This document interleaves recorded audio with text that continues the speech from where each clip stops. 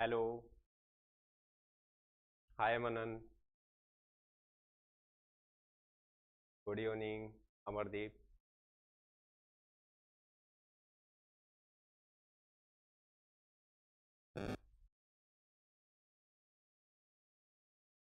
Good evening Nitika.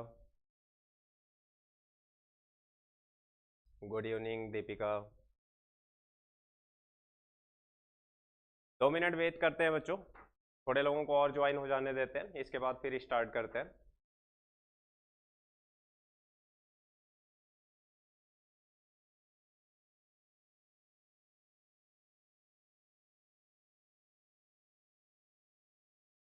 Good evening Aditya.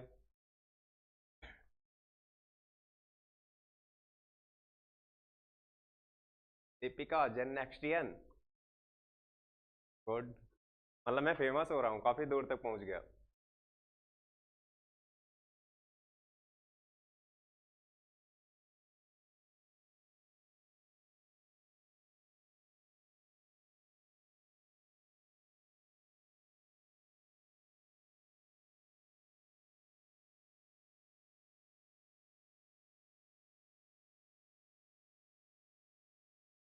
Manan Saini. Next chapter carbon and compound सारे कराऊंगा एक series में। ये पूरी क्लासेज आपकी लाइव वाली 1 से 1.5 महीने तक चलेंगी और सारे चैप्टर कवर कराऊंगा। हाँ, बस पार्ट वाइज, पहले केमिस्ट्री, फिर आपकी बायो और फिर फिजिक्स। जैसे आपके बुक के सीक्वेंस है वैसे ही चलूंगा, एक एक चैप्टर लेके। और मेरा मोटिव होगा कि पूरा आपका क्या करूं, बोर्ड एग्जाम तक सारी चीजें क्लियर करूं एक एक करके।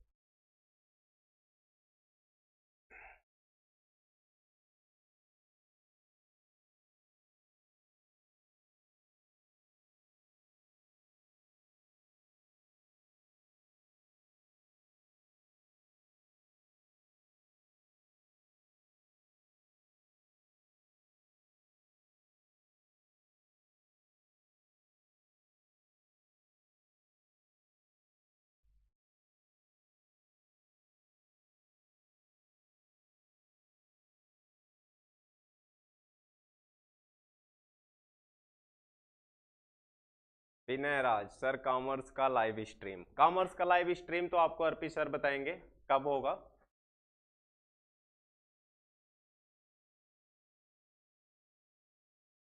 Ayush Yadav, all the best, thank you sir.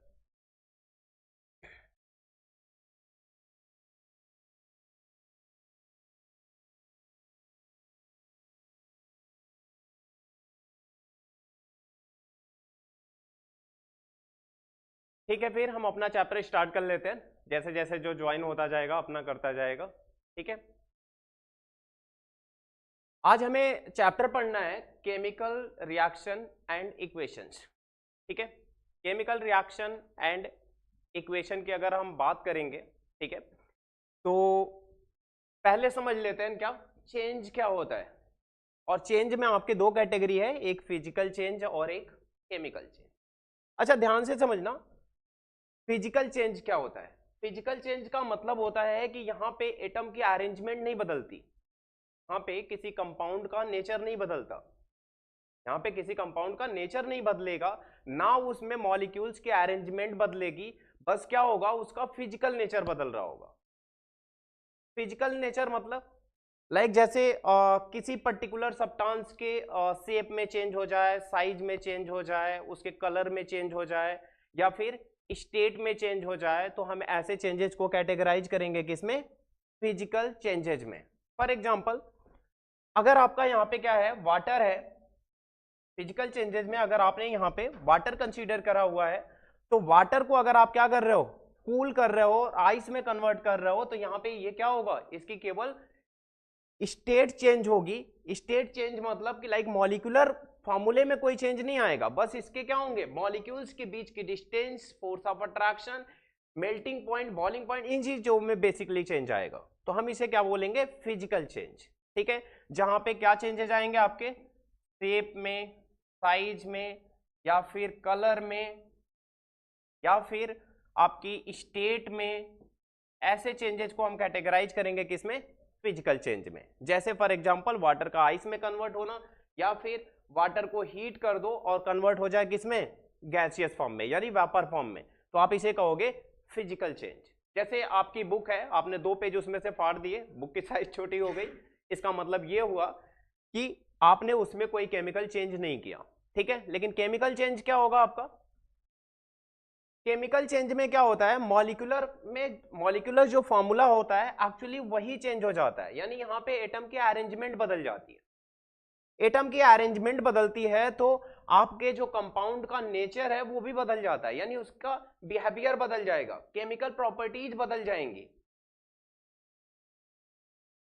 Manan Saini, sir burning of candle कौन सा चेंज होगा, बर्निंग ऑफ कैंडल में दोनों चेंज होगा। देखो एग्जांपल ध्यान से, बर्निंग ऑफ कैंडल में अगर जब आप बर्निंग करते हो तो वहां पे वैक्स आपका मेल्ट हो रहा होता है, और जब वैक्स आपका मेल्ट होता है तो वहां पे क्या होता है आपका मेल्टिंग, यानी वहां पे स्टेट चेंज हो रही है, सॉलिड से लिक्विड कन्वर्ट हो रहा है, तो वो फिजिकल चेंज भी है। लेकिन वैक्स आपका बर्न भी होता है, और वैक्स आपका कार्बन का कंपाउंड होता है, तो बर्न होता है तो वो CO2 प्रोड्यूस करता है। इसका मतलब यहाँ पे एक्चुअल कंपोजिशन आपका चेंज हो रहा है, मतलब वो क्या है आपका केमिकल चेंज भी है। तो बर्निंग ऑफ कैंडल आपका फिजिकल और केमिकल दोनों में आएगा, लेकिन आपको ध्यान से बताना है कि मेल्टिंग जो है वो फिजिकल है और बर्निंग जो है वो आपका क्या है केमिकल चेंज है, मतलब वहां पे न्यू सब्सटेंसेज आपके फॉर्म होंगे, कंपोजिशन भी आपका चेंज होगा, केमिकल प्रॉपर्टीज उनकी डिफरेंट होंगी सारे कंपोजिशन का। एग्जांपल के तौर पे आप देख सकते हो कि वाटर का अगर हम क्या करें इलेक्ट्रोलिसिस करें,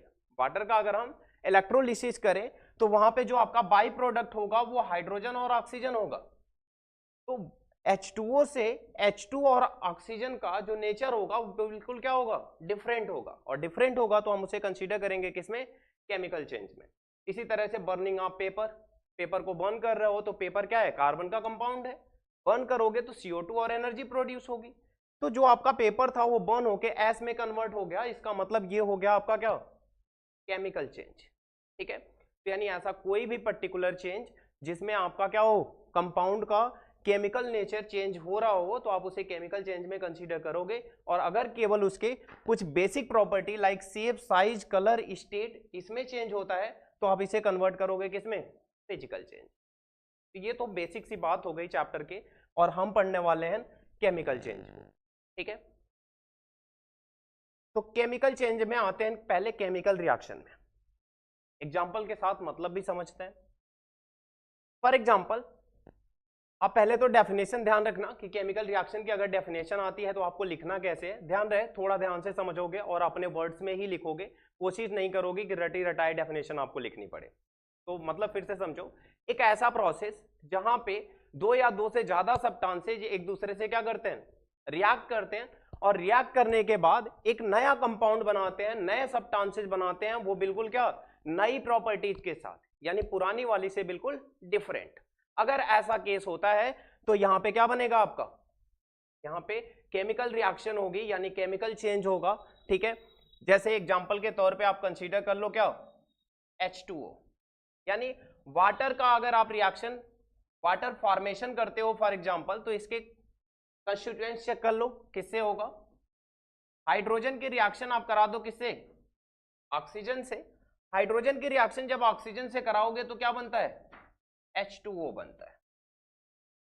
अब ध्यान देना, हाइड्रोजन जो है, हाइड्रोजन में एक मॉलिक्यूल में 2 एटम होते हैं, यानी यहां पे जो एटम का अरेंजमेंट होगा हाइड्रोजन हाइड्रोजन का होगा, यहां पे आप बात करोगे तो यहां पे ऑक्सीजन ऑक्सीजन की अरेंजमेंट होगी। लेकिन जब आप इन दोनों की रिएक्शन करा रहे हो तो यहां पे क्या बन रहा है आपका वाटर बन रहा है, और वाटर में आपके 2 हाइड्रोजन एटम और 1 ऑक्सीजन एटम की अरेंजमेंट होती है। तो ध्यान से समझिएगा आप कि यहां पे जो मॉलिक्यूलर अरेंजमेंट थी वो प्योरली हाइड्रोजन था, यहां पे प्योरली ऑक्सीजन था, और जब आपने इनका केमिकल रिएक्शन कराया तो केमिकल रिएक्शन में एटम की अरेंजमेंट बदली, और अब यहां पे जो ग्रुप है उसमें 2 हाइड्रोजन और 1 ऑक्सीजन है। अरेंजमेंट बदलने से पूरी तरह से कंपाउंड का नेचर बदल जाता है। कैसे बदलता है यहां ध्यान देना, हाइड्रोजन क्या है एक फ्यूल है, हाइड्रोजन क्या है एक फ्यूल है, मतलब इसकी कंबंशन की प्रॉपर्टी है, जब बर्न करोगे आप तो ये एनर्जी प्रोड्यूस करेगा। ये क्या करता है कंबंशन में सपोर्ट करता है, ऑक्सीजन क्या करता है कंबंशन में सपोर्ट करता है। लेकिन दोनों से जब आप जो सब्सटेंस बना रहे हो वो क्या बन रहा है वाटर बन रहा है, और पता है आपको जलती हुई आग पे अगर आप पानी डाल दो तो क्या हो जाती है, बुझ जाती है। बिल्कुल डिफरेंट प्रॉपर्टी दोनों की क्या थी, एक फ्यूल था, बर्न हो रहा था, बर्न होने पे क्या आपको प्रोड्यूस कर रहा है, हीट और एनर्जी एक तरह से कह लो, और दूसरा वाला कंबंशन में सपोर्ट कर रहा है। लेकिन जब इन दोनों से बन रहा है जो सब्सटेंस, उसका नेचर अपने कंस्टिट्यूएंट एलिमेंट से बिल्कुल क्या है, डिफरेंट है। इसका मतलब इसकी प्रॉपर्टी जो है उनके बिल्कुल क्या है, अपोजिट है। जो नया कंपाउंड बना उसकी प्रॉपर्टी क्या हो गई, चेंज हो गई। तो ऐसे केसेज में आप कहते हो कि यहां पे क्या हो रहा है, केमिकल रिएक्शन अकर हो रही है। बात समझ आई आप लोगों को? चलो आगे आते हैं।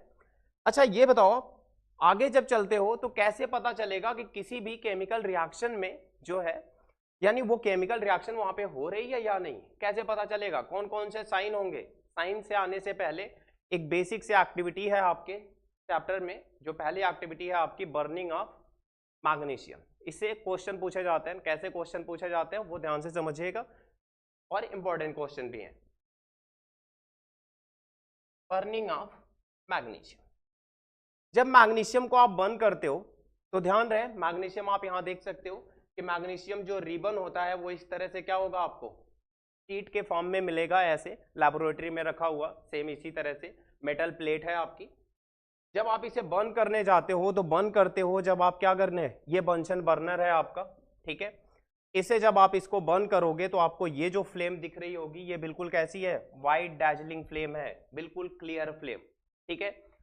तो जब आप मैग्नीशियम को बर्न करते हो तो कैसे बर्न होता है, वाइट डैजलिंग फ्लेम के साथ। तो एक क्वेश्चन सीबीएसई में पूछा गया था, कैसा कि जब आप मैग्नीशियम रिबन को बर्न करते हो तो उसकी फ्लेम का कलर कैसा होता है, तो आपको ध्यान रखना है वाइट डैजलिंग फ्लेम, ठीक है। अगला क्वेश्चन जब आपसे पूछा जाएगा, अगले क्वेश्चन में आपसे बात की जाएगी यहाँ पे कि जब मैग्नीशियम रिबन को आप बर्न करने से पहले उसे क्लीन क्यों करते हो, रब क्यों करते हो उसके सरफेस को। तो आपको यहाँ ध्यान रखना है क्या कि जब मैग्नीशियम रिबन को बर्न करने से पहले हम उसके सरफेस को क्या करते हैं, क्लीन करते हैं, क्लीन करते हैं, रब करते हैं सैंड पेपर से। और उसका एक ही रीजन होता है कि जब मेटल्स को आप लॉन्ग टाइम के लिए क्या करो, नेचर में एक्सपोज करके छोड़ दो, तो ऊपर वाली लेयर ऑक्सीजन से रिएक्ट करके ऑक्सीडाइज हो जाती है, यानी ऊपर ऑक्साइड की लेयर बन जाती है। ऑक्साइड की लेयर जो होती है वो हमेशा किसी भी मेटल की रिएक्टिविटी को कम कर देती है, मतलब उसकी रिएक्टिविटी को रिड्यूस कर देती है। और जब रिएक्टिविटी रिड्यूस हो जाती है, मतलब आप कंबंशन करने जाओगे तो सही तरीके से कंबंशन नहीं होगा या कंप्लीट कंबंशन नहीं होगा। तो आप इंश्योर करोगे कि जब आप मैग्नीशियम रिबन बर्न कर रहे हो तो बर्न करने से पहले आपको क्या करना है, उसे सैंड पेपर से क्लीन करना है, ताकि ऊपर वाली ऑक्साइड की लेयर क्या हो जाए, आपकी रिमूव हो जाए। और जब लेयर रिमूव हो जाएगी तो आपको क्या करना है, बर्न करना है, और ऑफ सही से बर्न होगा, ठीक है। तो क्वेश्चन ध्यान रहे। और एक बात और आपको ध्यान रखनी है, मैग्नीशियम के साथ जब आप एयर की रिएक्शन यानी बर्न करोगे तो क्या बनता है, मैग्नीशियम ऑक्साइड। मैग्नीशियम ऑक्साइड एक मेटल ऑक्साइड है, और जितने भी मेटल ऑक्साइड्स होते हैं वो सारे कैसे होते हैं, बेसिक होते हैं। जितने भी मेटल ऑक्साइड्स होते हैं वो कैसे होते हैं, बेसिक होते हैं नेचर में, यानी बेस होते हैं। जब इन्हें वाटर में आप क्या करोगे, डिजॉल्व करोगे, एक्वस सॉल्यूशन बनाओगे, तो ये मेटल ऑक्साइड मेटल हाइड्रोक्साइड में कन्वर्ट हो जाएगा, ठीक है। और मेटल हाइड्रोक्साइड क्या होते हैं, बेस होते हैं। इतनी बात समझ आई। दूसरी बात और, यहां पे जो मैग्नीशियम बन रहा है ये क्या होगा, व्हाइट पीपीटी होगा। पीपीटी का मतलब होता है प्रेसिपिटेट। पीपीटी का मतलब होता है क्या, प्रेसिपिटेट। यानी प्रेसिपिटेट का मतलब होता है इनसॉल्युबल सब्सटेंस जो एक्वस सॉल्यूशन में यानी वाटर में क्या होगा, डिजॉल्व नहीं होगा। ये बातें क्लियर है। 3 क्वेश्चन ध्यान रहे इससे, एक तो फ्लेम का कलर, दूसरा एमजीओ मेटल ऑक्साइड है तो बेसिक, पीपीटी बनेगा इनसॉल्युबल सब्सटेंस, और मैग्नीशियम रिबन को रब क्यों करते हैं, रीजन मैग्नीशियम के ऊपर ऑक्साइड की लेयर बनती है जो मेटल की रिएक्टिविटी को कम कर देती है, तो हम फर्दर उसे क्या करते हैं, सैंड पेपर से रिमूव करते हैं। अगर इतनी बात समझ आ गई तो हम आते हैं अगले वाले टॉपिक पे, यानी वो साइंस जो कहीं पे भी किसी भी प्रोसेस में अपीयर होते हैं और हम आइडेंटिफाई करते हैं या कंफर्म करते हैं कि वहां पे केमिकल रिएक्शन हो रही है या नहीं हो रही है। कौन कौन से वो साइन होते हैं? पहला साइन होता है आपका स्टेट, चेंज इन स्टेट, ठीक है। मैं थोड़ी बातें इसमें और करा लूं तो change in state, change in colour, evolution of gas, formation of PPT, ठीक है। ये जो सारे साइंस हैं, इन सारे साइन पे एक एक एग्जांपल देके रिएक्शन की हेल्प से आपको कराऊंगा, और एग्जाम में आपके ऐसे ही क्वेश्चन पूछा जाता है कि आप बताओ कि कौन से वो साइंस हैं जिनको आप देखते ही कंफर्म करोगे कि वहां पे केमिकल रिएक्शन अकर हो रही है या नहीं, और उन साइन के बेसिस पे आपको एक एक केमिकल रिएक्शन पूछी भी जाएगी। For example change in state, change in colour, change in temperature, evolution of gas, formation of precipitate, सबके एग्जांपल दूंगा, लेकिन थोड़ा हम टाइप ऑफ रिएक्शन कर लेते हैं, इसके बाद ये एग्जांपल करने आसान हो जाएंगे तो हम उसी पे वापस आएंगे। लेकिन उससे पहले समझ लेते हैं केमिकल इक्वेशन क्या होती है। केमिकल इक्वेशन क्या है? केमिकल इक्वेशन जैसे मैथ आप पढ़ते हो, मैथ में आप लोग जब पढ़ते हो तो आप वेरिएबल और नंबर्स को मिला के क्या करते हो, एक एक्सप्रेशन बनाते हो, जिसको आप लोग बोलते हो क्या, मैथमेटिकल एक्सप्रेशन। सेम तरीके से किसी भी पर्टिकुलर प्रोसेस, किसी भी पर्टिकुलर कंपाउंड की फॉर्मेशन को लेके, ठीक है, जो जो चीजें उसमें यूज होती हैं और जो जो चीजें उसमें बनती हैं, उन सारी चीजों को अगर शार्ट फॉर्म में, ट्रिकी फॉर्म में अगर फॉर्मुलेट किया जाए तो वो जो हमारा फॉर्मूला बनेगा या इक्वेशन बनेगी, उसे हम क्या बोलेंगे, केमिकल इक्वेशन। ध्यान से समझ लो, quantitative representation of a chemical reaction in term of symbol and formula is called chemical equation. यानी किसी भी पर्टिकुलर केमिकल रिएक्शन को सिंबल और फॉर्मूला के फॉर्म में अगर आप क्या करते हो, रिप्रेजेंट करते हो, तो आप उसे क्या बोलते हो, केमिकल इक्वेशन बोलते हो। जैसे आपका मैग्नीशियम था ना, अगर मैं वर्ड इक्वेशन लिखूं, मैग्नीशियम प्लस ऑक्सीजन, और क्या बनता है आपका, magnesium oxide, magnesium oxide. Initially जब हमें सिंबल और फॉर्मूले का आइडिया नहीं था, तो हम सारी वर्ड इक्वेशन को या किसी भी केमिकल प्रोसेस को इस तरह से फॉर्मुलेट करते थे, यानी वर्ड इक्वेशन के फॉर्म। वर्ड इक्वेशन के फॉर्म में जब हम इनको डिस्क्राइब कर रहे होते हैं, तो इसे कुछ लिमिटेशंस है, यानी कुछ चीजों का आइडिया नहीं लग पाता। जैसे आपको कुछ चीजों का आइडिया तो लग भी जाता है, जैसे कि कितने सब्सटेंसेज रिएक्शन में टेक पार्ट कर रहे हैं, यानी रिएक्टेंट कौन कौन से हैं, इसका बाई प्रोडक्ट क्या बन रहा है, ये भी आपको पता चल जाता है, ठीक है। लेकिन आपको यहाँ प्रॉब्लम क्या आती है, आपको यहाँ प्रॉब्लम आती है क्वांटिटेटिव एनालिसिस करने में। क्वांटिटेटिव एनालिसिस का मतलब है कि फॉर एग्जांपल आपसे किसी ने ये कह दिया कि मुझे 1 kg मैग्नीशियम ऑक्साइड बनाना है, तो आपको पहले तो ये जानना पड़ेगा ना कि कितना ग्राम मैग्नीशियम लूं और कितना ग्राम ऑक्सीजन लूं, किस किस रेशियो में रखूं कि आपका क्या हो जाए, मैग्नीशियम ऑक्साइड बन जाए। तो वर्ड से आपको ये सारी बातें पता नहीं लगती, ठीक है, और ना ही आप लॉ ऑफ कंजर्वेशन ऑफ मास को यहाँ पे क्या कर पाओगे, वेरीफाई कर पाओगे। तो बेसिकली हम वर्ड इक्वेशन को इग्नोर करके हम क्या करते हैं, इसे सिंबल और फॉर्मूले के फॉर्म में करते हैं, ठीक है। अब आप समझिएगा, जैसे मैग्नीशियम है आपका, तो आप इसे मैग्नीशियम लिख दो, यहाँ पे ऑक्सीजन लिख दो, और इसके बाद ये आपका क्या हो गया, मैग्नीशियम ऑक्साइड। तो ये आपका क्या हो गया, सिंबल और फॉर्मूला के फॉर्म में हमने पूरी इक्वेशन को फॉर्मुलेट कर दिया। अब ये इस पर्टिकुलर प्रोसेस के लिए क्या हो गया, इसका केमिकल इक्वेशन। इतनी बात समझ आई, ठीक है। तो केमिकल इक्वेशन जस्ट क्या है, एक रिप्रेजेंटेशन है किसी भी केमिकल प्रोसेस का इन टर्म ऑफ सिंबल और फॉर्मूला। इक्वेशन कितने टाइप की होती है, आपको ये डिफाइनिंग जरूर आती है, और बहुत इंपॉर्टेंट क्वेश्चन है, आपको 2 से 3 बार मैंने देखा है कि बोर्ड एग्जाम में आया हुआ है, और क्वेश्चन कुछ इस तरह से पूछा जाता है कि बैलेंस्ड इक्वेशन क्या होती है, बैलेंस्ड केमिकल इक्वेशन क्या होती है, और दूसरी बात कि इक्वेशन बैलेंस क्यों की जाती है। दोनों बातें, ठीक है। तो दोनों बातें आपको वेरीफाई करना है। पहली बात ये कि किसी भी केमिकल इक्वेशन में रिएक्टेंट साइड और प्रोडक्ट साइड दोनों तरफ जो डिफरेंट काइंड के एलिमेंट वहां पे प्रेजेंट हैं, उन सब के एटम्स क्या होने चाहिए, सेम होने चाहिए। यानी आप ये कह सकते हो कि जो जो वहां पे पर्टिकुलर एटम इन्वॉल्व है, एलिमेंट इन्वॉल्व है, उन सब का number of atom reactant side भी और प्रोडक्ट साइड भी क्या होना चाहिए, सेम होना चाहिए। अगर ऐसा होगा तो आप उसे कहोगे बैलेंस्ड केमिकल इक्वेशन।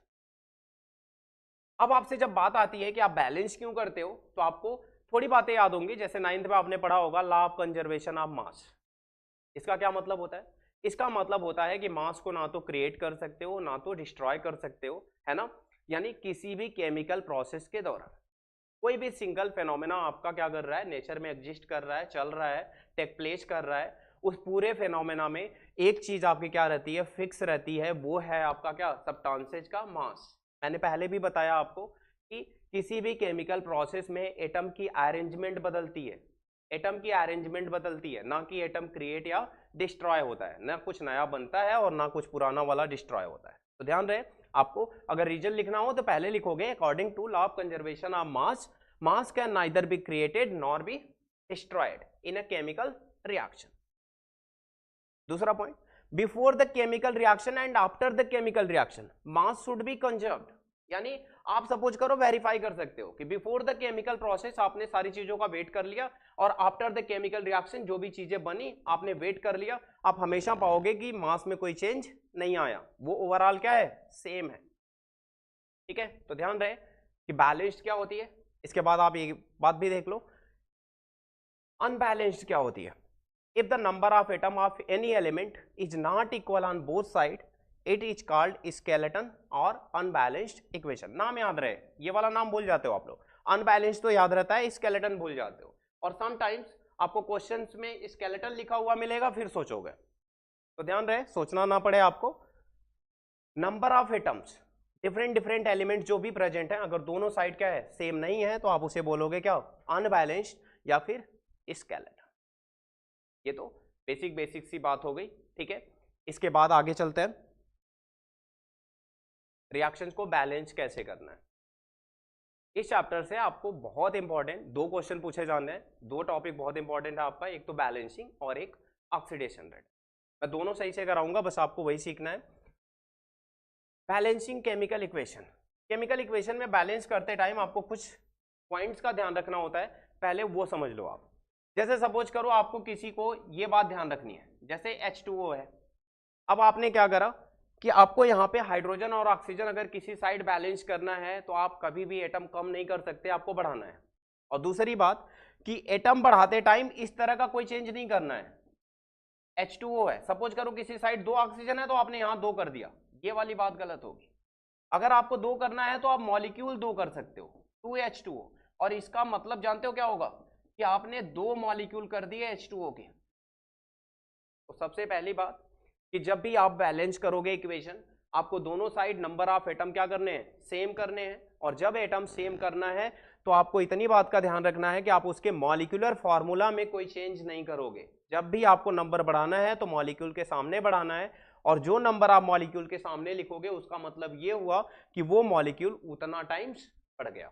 जैसे 2 लिख दिया तो 2 वाटर मॉलिक्यूल हो गए, 3 लिख दिया 3 वाटर मॉलिक्यूल हो जाएंगे। अगर ये बेसिक्स आइडिया आपका क्लियर है तो आते हैं पहली इक्वेशन पे। समझना है, यहाँ पे मैग्नीशियम एक एटम है, ऑक्सीजन, ऑक्सीजन के बगल में जस्ट जो नंबर लिखा हुआ है वो ऑक्सीजन का है, इसका मतलब 2 एटम है। यहाँ पे देखो मैग्नीशियम का 1 एटम है और ऑक्सीजन का 1 एटम है। इधर मैग्नीशियम एक ही है लेकिन ऑक्सीजन 2 है, इधर ऑक्सीजन एक ही है। आपको क्या करना पड़ेगा, आपको ऑक्सीजन को 2 करना पड़ेगा। और आप अगर ऑक्सीजन यहाँ 2 करते हो तो आप देखो बातें कितनी चेंज हुई। यहाँ पे 2 मॉलिक्यूल हो गए मैग्नीशियम के, आपने जैसे ही वहां पे 2 लगाया मैग्नीशियम के 2 मॉलिक्यूल हो गए। एक मॉलिक्यूल में एक मैग्नीशियम और एक ऑक्सीजन है, दूसरे मॉलिक्यूल में एक मैग्नीशियम एक ऑक्सीजन, तो कितने हो गए, 2 मैग्नीशियम हो गए और 2 ऑक्सीजन। अब आपको समझना है, यहाँ पे मैग्नीशियम एक ही है तो आप यहाँ 2 कर दो, ताकि मैग्नीशियम उस साइड 2 है तो इधर भी क्या हो जाए, 2 हो जाए, और यहाँ ऑक्सीजन ऑलरेडी 2 है। इसका मतलब ये हुआ इक्वेशन आपकी क्या हो गई, बैलेंस हो गई। ठीक है, आप अगला चेक कर लो, H2 एंड O2। यहाँ पे क्या है, H2O, H2O है, इसका मतलब है कि यहाँ पे हाइड्रोजन के 2 एटम हो गए, ऑक्सीजन का 1 लिखा नहीं जाता है, ये बात ध्यान रहे। जिस एटम के पास कुछ नहीं लिखा हुआ है मतलब 1 है, और जिस एटम के नंबर लिखे हुए हैं ना उसका मतलब वही है। तो यहाँ पे 2 एटम और यहाँ पे 1 एटम। हाइड्रोजन यहाँ पे कितना है, 2 है, यहाँ पे ऑक्सीजन एक ही है लेकिन यहाँ पे 2 है, तो आप यहाँ पे 2 कर दो। अच्छा, 2 करने का मतलब क्या हो गया कि 2 वाटर मॉलिक्यूल, एक वाटर मॉलिक्यूल में 2 हाइड्रोजन, तो 2 वाटर मॉलिक्यूल में कितने हो गए, 4 हो गए। जस्ट आप मल्टीप्लाई कर लेना, ये पे 2 इंटू 2 4 हो गया। इसका मतलब आपको यहाँ पे क्या करना है, 2 करना है, और इस तरह से ये क्या हो गया, 4 हो गया आपका। यहाँ पे समझना, यहाँ पे ऑक्सीजन 2 है आपका, और यहाँ पे भी आपका क्या हो गया, 1 है, 2 इंटू 1 कितना हो जाएगा, 2, तो ऑक्सीजन भी आपका क्या हो गया, बैलेंस हो गया। ये तो 2 आसान थी। आप यहाँ चेक करो, अब यहाँ चेक करो, आयरन के नीचे कुछ नहीं लिखा, 1 एटम है, यहाँ पे आयरन पे 2 लिखा हुआ है यानी 2 एटम है। यहाँ पे ऑक्सीजन पे कितना लिखा हुआ है 3 ऑक्सीजन है। यहाँ पे कितना है 2 ऑक्सीजन है। एक बात ध्यान से समझिएगा, जब आपको क्या करना हो यहाँ पे ऑड नंबर लिखा हो तो ऑड नंबर के केस में आप यहाँ पे ऑड नंबर कभी मत डालना, ठीक है।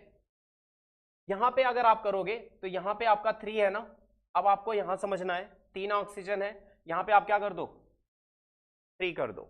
3 इंटू 2 कितना हो गया 6 हो गया, 3 इंटू 2 6 हो गया। यहाँ पे 3 है, यहाँ पे 2 कर दो। देखो 2 इंटू 3, 2 इंटू 3 6 हो गया, यहाँ पे भी 6 हो गया। लेकिन ऑक्सीजन आयरन कितना हो गया, आयरन आपका 2 इंटू 2 4 हो गया। आप यहाँ पे क्या कर दो 4 कर दो। अब ध्यान से देखो 4 आयरन यहाँ पे 2 इंटू 2 कितना हो गया 4 हो गया, 3 इंटू 2 6 हो गया, और यहाँ पे भी क्या हो गया 3 इंटू 2 6 हो गया। तो इस तरह से 4 3 एंड ये आपका क्या हो गया बैलेंस हो गया। यहाँ चेक करो, यहाँ देखो कितना है आयरन कितना है, यहाँ पे 3 है, और यहाँ आयरन कितना है 1 है।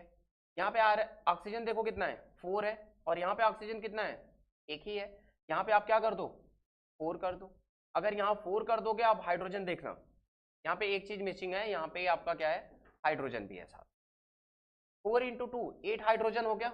आप यहाँ पे क्या कर दो 4 कर दो, 4 इंटू 2 8 हाइड्रोजन हो गया। यहाँ पे देखो आयरन 3 है, आप यहाँ आयरन क्या कर दो 3 आयरन, यहाँ पे भी 4 into 2 8 hydrogen, 4 into 2 8 hydrogen. Oxygen देख लो, ऑक्सीजन यहाँ पे कितना है 1 है, तो 4 इंटू 1 4 ही होगा, और यहाँ पे क्या है 4 है, तो ये क्या हो गया आपका बैलेंस हो गया। आगे चले, हाँ ये वाले इक्वेशन थोड़ा सा समझ बूझ के करना है। कैसे, ध्यान देना। एक तो पहली बात, यहाँ कंफ्यूजन बहुत बच्चों को रहती है, ब्रैकेट लगा के लिखा हुआ है 2, इसका मतलब ये हुआ कि ये जो 2 है ना, ये 2 ऑक्सीजन भी है और 2 हाइड्रोजन भी है। जैसे यहाँ पे लिखा हुआ है 3 ऑक्सीजन भी है और 3 हाइड्रोजन भी है। जब भी ब्रैकेट लगा के लिखा जाता है तो वो एटम उतनी बार क्या हो जाता है मल्टीप्लाई हो जाता है। अब मतलब समझिएगा, यहाँ पे क्या है आपका एल्यूमिनियम 1 है, यहाँ पे भी 1 है, इसको तो कुछ नहीं करना। क्लोरीन देखो यहाँ पे कितना है 3 है, और यहाँ पे कितना है 2 है। अब आपको अगर इसे बैलेंस करना है उसके साथ, तो आपको पहले नंबर बढ़ाइए, यहाँ पे 2 है, यहाँ पे क्या कर दीजिए 3 कर दीजिए। 3 इंटू 2 3 इंटू 2 आपका कितना हो गया 6 हो गया। आपका यहाँ पे 3 है तो यहाँ पे आप कर दीजिए 2। अब देखो ये 2 इंटू 3 कितना हो गया 6 हो गया यहाँ पे। अब आपका क्या अनबैलेंस रह गया। अब यहाँ जैसे ही आपने 2 करा ना एल्यूमिनियम, आपको यहाँ पे क्या करना पड़ेगा, यहाँ पे आपको 2 एल्यूमिनियम करना पड़ेगा, ताकि एल्यूमिनियम के एटम भी क्या हो जाए 2 हो जाए। यहाँ पे एल्यूमिनियम 2 हो गया। अब आ जाइए कैल्शियम पे, कैल्शियम यहाँ पे कितना हो गया 3 कैल्शियम हो गया, आप यहाँ पे 3 कर दीजिए, 3 कैल्शियम हो गया। अब बारी आती है आपकी क्या चेक करने की OH।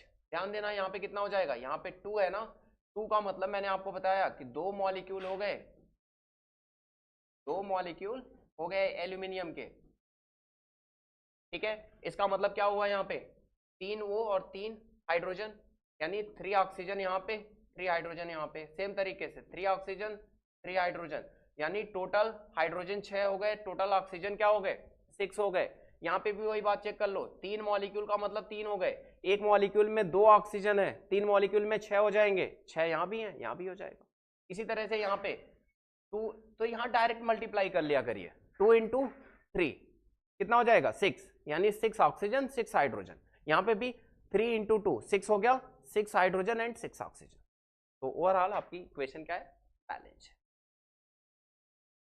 कितनी बात क्लियर है। आगे आते हैं, HNO3 है आपका, calcium hydroxide, calcium nitrate and H2। सबसे पहले आपको बैलेंस क्या करना है, ध्यान देना, नाइट्रेट बैलेंस करना। देखो NO3 यहाँ पे 1 है, यहाँ पे NO3 के बाहर क्या लगा हुआ है ट्वाइस, तो आप इसे 2 कर दो। 2 करोगे तो जैसे ही देखो यहाँ पे 2 नाइट्रोजन, यानी 2NO3 हो गया, यहाँ पे भी हो गया। अब आपको क्या चेक करना है, कैल्शियम चेक करो, कैल्शियम यहाँ पे 1 है, यहाँ पे भी 1 ही है। अब आप चेक करो हाइड्रोजन और ऑक्सीजन, हाइड्रोजन और ऑक्सीजन चेक करोगे तो यहाँ पे देखो 2O है और 2H है, ठीक है। आप यहाँ पे क्या कर दो, यहाँ पे 2 कर दो, देखो कितना हुआ, यहाँ पे 2 इंटू 2 कितना हो गया 4 हाइड्रोजन, 2 इंटू 1 कितना हो गया 2 ऑक्सीजन। अब वो बातें यहाँ चेक करो, यहाँ देखो 2 हाइड्रोजन है, यहाँ देखो 2 हाइड्रोजन यहाँ पे है, यानी 2 हाइड्रोजन यहाँ से और 2 हाइड्रोजन यहाँ से, तो टोटल 4 हो गया। यहाँ पे भी देखो कितना हो गया 2 इंटू 2 4 हो गया। ऑक्सीजन चेक करना है आपको, 2 इंटू 3 कितना हो गया 6 हो गया। 2 ऑक्सीजन यहाँ पे तो 2 ये हो गया, 6 प्लस 2 कितना हो गया 8 ऑक्सीजन हो गया। यहाँ चेक कर लो 3 इंटू 2 कितना हो गया 6 हो गया, और 2 ऑक्सीजन यहाँ पे हो गया, तो 6 और 2 कितना हो गया 8 यहाँ भी हो गया। बात समझ आई? तो 2HNO3 कैल्शियम हाइड्रोक्साइड ऐसे ही रहने दो, कैल्शियम नाइट्रेट रहने दो, यहाँ 2H2 होगा। इक्वेशन आपकी क्या हो जाएगी बैलेंस हो जाएगी। आगे चलें, चलो ध्यान देना 2 इक्वेशन है, ये दोनों इक्वेशन थोड़ी सी आपकी अप्रोच मांगेंगे, थोड़ी सिंपल नहीं है। NH3 है आपका, ऑक्सीजन है, NO है एंड H2O है।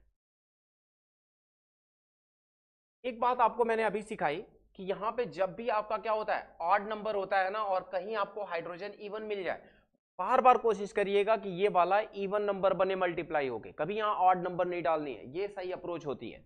जैसे यहाँ 3 है ना, अब यहाँ 2 नहीं कर सकते आप, एक बार चेक करना, यहाँ पे डायरेक्ट क्या डालना 4 डालना, 3 इंटू 4 कितना हो जाएगा 12 हाइड्रोजन हो गया यहाँ पे, ठीक है। यहाँ पे कितना करना है 2 है, यहाँ क्या कर दो 6 कर दो, तो 6 इंटू 2 कितना हो जाएगा 12 हाइड्रोजन। अच्छा यहाँ 4 नाइट्रोजन हो गया, आप यहाँ पे 4 कर दो, तो 4 क्या हो जाएगा नाइट्रोजन, 4 नाइट्रोजन हो गया। अब यहाँ ऑक्सीजन चेक करो, यहाँ देखो ऑक्सीजन 2 ही है, लेकिन यहाँ ऑक्सीजन कितना हो गया 6 इंटू 1 6 हो गया, 4 इंटू 1 4 हो गया, 6 प्लस 4 कितना हो जाएगा 10, और यहाँ पे कितना है 2, तो यहाँ पे कितना कर दो 5 कर दो, यानी 5 इंटू 2 10। तो नाइट्रोजन बैलेंस है 4 यहाँ 4 यहाँ, हाइड्रोजन 4 इंटू 2 12 हो गया, 6 इंटू 2 12 हो गया, ऑक्सीजन 5 इंटू 2 10 हो गया, और यहाँ पे देखो 4 यहाँ पे और 6, इसका मतलब ये आपका क्या हो गया बैलेंस हो गई, ठीक है। यहाँ चेक करो, लेड नाइट्रेट पोटेशियम आयोडाइड, वैसे ये वाली रिएक्शन आपके बैलेंसिंग पॉइंट ऑफ व्यू से भी थोड़ी इंपॉर्टेंट है, और आगे चल के ये आपके डबल डिस्प्लेसमेंट का एक एग्जांपल है, ठीक है, वहां पे भी आपके ये यूजफुल रहेगी, तो आएंगे उस पर। पहले यहां समझिए, लेड है नाइट्रेट है, नाइट्रेट के बाहर 2 लिखा हुआ है, इसका मतलब यहाँ पे नाइट्रेट कितनी बार हो गया 2 बार, यहाँ पे नाइट्रेट कितनी बार है 1 बार है, ठीक है। आपको क्या करना है यहाँ पे, पहले तो आपको इसे क्या करना है चेंज करना है, यहाँ पे आप क्या कर दो 2 कर दो, पहले आप 2 करोगे जैसे ही, तो यहाँ ध्यान देना नाइट्रेट कितनी बार हो गया 2 बार हो गया, देखो 2 नाइट्रोजन हो गया और 2 3 जा 6 ऑक्सीजन हो गया, देखो 2 नाइट्रोजन हो गया और 2 3 जा 6 ऑक्सीजन हो गया, ये बात तो बैलेंस हो गई। अब आपको ध्यान देना है पोटेशियम पे, पोटेशियम देखो यहाँ पे 2 हो गया, आप यहाँ 2 कर दो, पोटेशियम भी बैलेंस हो गया। अब आपको क्या ध्यान देना है 2 इंटू आई, यानी 2 आई हो गया, यहाँ पे भी देखो आयोडीन 2 है, लेड आपका ऑलरेडी बैलेंस है, क्या चेंज करना था केवल आपको यहाँ पे 2 करना था और यहाँ पे 2 करना। इतनी बात क्लियर है? अगर ये क्लियर है तो आगे चलते हैं। आगे है आपका information conveyed bye a chemical equation. एक बोर्ड में क्वेश्चन आया हुआ है कि कोई भी केमिकल इक्वेशन क्या क्या मैसेज कन्वे करती है या क्या क्या बताती है किसी भी केमिकल प्रोसेस के अकॉर्डिंग, ठीक है। तो आपको क्या समझना है, यहां ध्यान देना, जब भी कोई केमिकल रिएक्शन आप देखते हो तो किसी भी केमिकल इक्वेशन में आप देखते ही, जैसे सपोज करो ऐसे लिखा हुआ है A plus B arrow C plus D, ये जो एरो हेड होता है ये हमेशा प्रोडक्ट की साइड होता है, और ये आपका क्या होता है रिएक्टेंट होता है। इसका मतलब ये हुआ कि पहली बात तो केमिकल रिएक्शन देखते ही, केमिकल इक्वेशन देखते ही हमें पता चल जाता है कि केमिकल रिएक्शन में कौन कौन से सब्सटेंस टेक प्लेस कर रहे हैं, कौन कौन से सब्सटेंस इन्वॉल्व हो रहे हैं, यानी रिएक्टेंट का पता चल जाता है। दूसरी बात, केमिकल रिएक्शन देखते ही हमें प्रोडक्ट का पता चल जाता है, ठीक है। इसके साथ साथ और क्या पता चलता है, किसी भी बैलेंस्ड इक्वेशन से, एक एग्जांपल लेता हूं मैं, H2 प्लस O2 और ये क्या बन रहा है आपका H2O, बैलेंस कर लेना इसे। किसी भी बैलेंस्ड केमिकल इक्वेशन से आपको ये आइडिया लगता है कि एक पर्टिकुलर रिएक्शन में कितने number of atoms different different क्या कर रहे हैं, टेक पार्ट कर रहे हैं। एक तो क्या पता चलता है, एटम का आइडिया लगता है, और दूसरा आपको पता चलता है रिलेटिव मास का। जैसे मैंने आपसे कहा ना कि वर्ड इक्वेशन जो होती हैं वो आपको क्या बताती हैं, वर्ड इक्वेशन हमेशा आपको ये वाली आइडिया नहीं देती, कौन सी, क्वांटिटेटिव, कि आपको कोई भी सब्सटेंस एक पर्टिकुलर अमाउंट में बनाना है, 1 kg 2 kg 10 ग्राम 20 ग्राम, तो कंस्टिट्यूएंट सब्सटेंस कितना कितना कंसीडर करना है आपको, वो आइडिया नहीं देता। जबकि एक बैलेंस्ड केमिकल इक्वेशन आपको ये सारे आइडियाज देता है। जैसे आपको याद होगा हाइड्रोजन के एक एटम का मास कितना होता है, 1 होता है, तो 2 हाइड्रोजन का कितना हो जाएगा, 2, यानी H2 के एक मॉलिक्यूल का मास 2 यूनिट होता है, तो 2 यूनिट का कितना हो जाएगा, 4 यूनिट। ऑक्सीजन के एक एटम का मास 16 होता है, 2 एटम का कितना हो जाएगा, 32 यूनिट। अब यहां वाटर देखना, H2O है, H2 है, यानी एक हाइड्रोजन का एक, तो 2 हाइड्रोजन का 2 हो जाएगा। ऑक्सीजन का कितना होता है, 16, यानी एक वाटर मॉलिक्यूल का मास होता है 18, तो 2 का कितना हो जाएगा, 36। अब यहां ध्यान देना, लॉ ऑफ कंजर्वेशन ऑफ मास भी होल्ड हो रहा है, और आपको एग्जैक्टली आइडिया भी लग रहा है कि कौन सा सब्सटेंस कितने सब्सटेंस से रिएक्ट करके कितना सब्सटेंस बनाएगा। For example 4 unit hydrogen 32 unit oxygen से रिएक्ट करके 36 यूनिट क्या बनाएगा, वाटर बनाएगा। अब यहां से आप आइडिया लगा सकते हो कि आपको अगर वाटर कह दिया जाए कि आपसे 50 ग्राम 100 ग्राम 200 ग्राम जितना भी बनाना है, ठीक है, अगर वो आपको बनाना है तो वो आपको यहां से इस रेशियो के अकॉर्डिंग आप कंसीडर कर लोगे कि कितना हाइड्रोजन और कितना ऑक्सीजन लेना है कि कितना वाटर आपका बन जाएगा। तो बेसिकली ये बात आपको ध्यान रखनी है, अगर क्वेश्चन आया तो ये 3 पॉइंट आपको मेंशन करना, ठीक है। और ये तब करना है जब आपको पूछा जाए कि कोई भी केमिकल इक्वेशन क्या मैसेज कन्वे करती है या फिर क्या क्या बताती है आपको, ठीक है। इतनी बातें क्लियर है। How to make chemical equation more informative, बहुत इंपॉर्टेंट क्वेश्चन है ये, ठीक है, कई बार पूछा गया है। तो आपको पहले ये बताना है कि क्या क्या और ऐड कर सकते हो आप किसी भी केमिकल इक्वेशन में कि वो आपकी केमिकल इक्वेशन को क्या करे, मोर इंफॉर्मेटिव बनाए। एक दो इक्वेशन में लिखता हूं। फॉर एग्जांपल आपने लिखा 2H2 plus O2 and H2। सबसे पहली बात होती है आपकी यहाँ पे स्टेट मेंशन करना, फिजिकल स्टेट। किसी भी कंपाउंड की, किसी भी मॉलिक्यूल्स की क्या करना, स्टेट मेंशन करना। फॉर एग्जांपल अगर आपका वहां पे सॉलिड है, कोई भी सब्सटेंस जो टेक पार्ट कर रहा है रिएक्शन में या फिर बन रहा है, अगर वो सॉलिड है तो उसके लिए स्मॉल s यूज करो, लिक्विड है तो उसके लिए स्मॉल l यूज करो, और अगर आपका क्या है यहाँ पे एक्वस है तो स्मॉल aq यूज करो। और अगर आपका यहाँ पे क्या हो गया, गैस बन रहा हो, ठीक है, तो आप उसे स्मॉल g यूज करो। Solid, liquid, aqueous and gas, ठीक है, ध्यान रखना। ये क्या हो गया आपका, ये आपका गैसियस हो गया, ये भी आपका गैस हो गया, और ये आपका लिक्विड हो गया। फॉर तो आपको पहला पॉइंट ध्यान रखना है क्या, कि फिजिकल स्टेट मेंशन करनी है इक्वेशन के साथ। ये मोर इंफॉर्मेटिव बनाएगा, देखते ही पता चल जाएगा कि कौन सा सब्सटेंस किस स्टेट में लेना है और बनेगा तो किस स्टेट में कलेक्ट होगा। दूसरी बात, फिजिकल स्टेट के बाद आप यहां मेंशन कर सकते हो एरो हेड। एरो हेड आपको क्या करता है, एरो का जो हेड होता है वो हमेशा डायरेक्शन बताता है रिएक्शन की, डायरेक्शन ऑफ रिएक्शन, कि किधर से किधर की तरफ प्रोसीड हो रही है, यानी क्या रिएक्ट कर रहा है और क्या बन रहा है, ठीक है।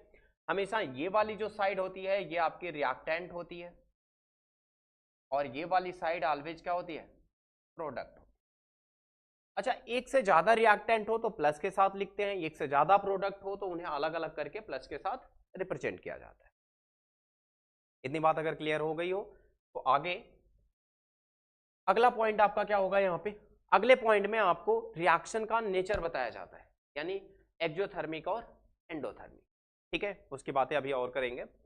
एक तो ये हो गया आपका फिजिकल स्टेट हो गई। हाँ, फॉर्मेशन ऑफ पीपीटी।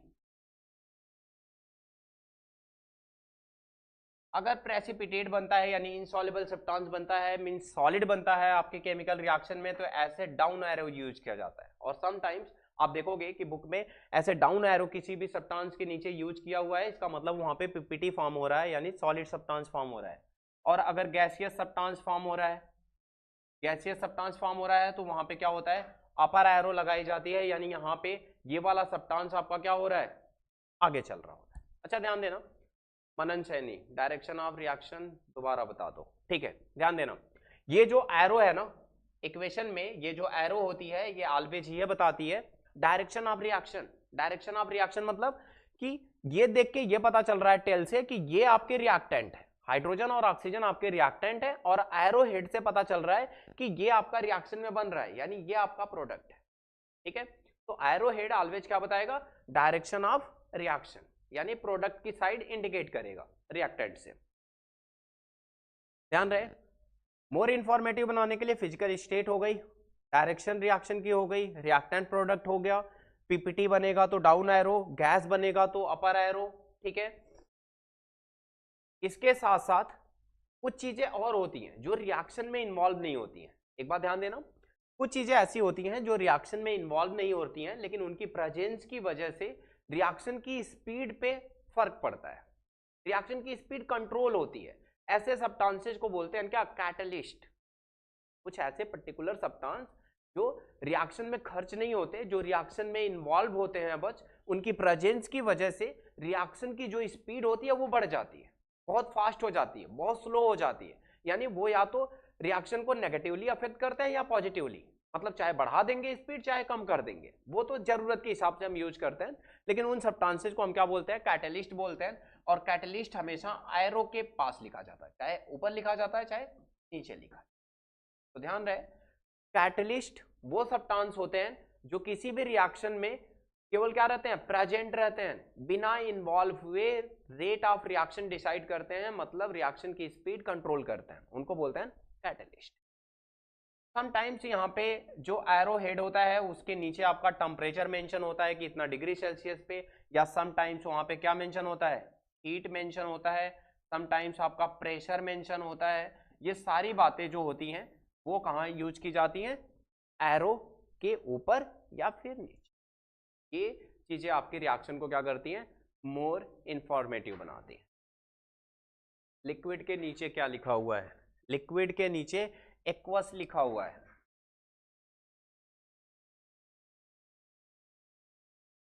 ठीक है, एक्वस।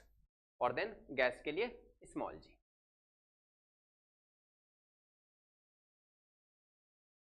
इसके बाद आपका, अब ध्यान देना, ये तो बातें हो गई, एक बात और इसमें ऐड करते हैं, वो है आपका क्या, हीट।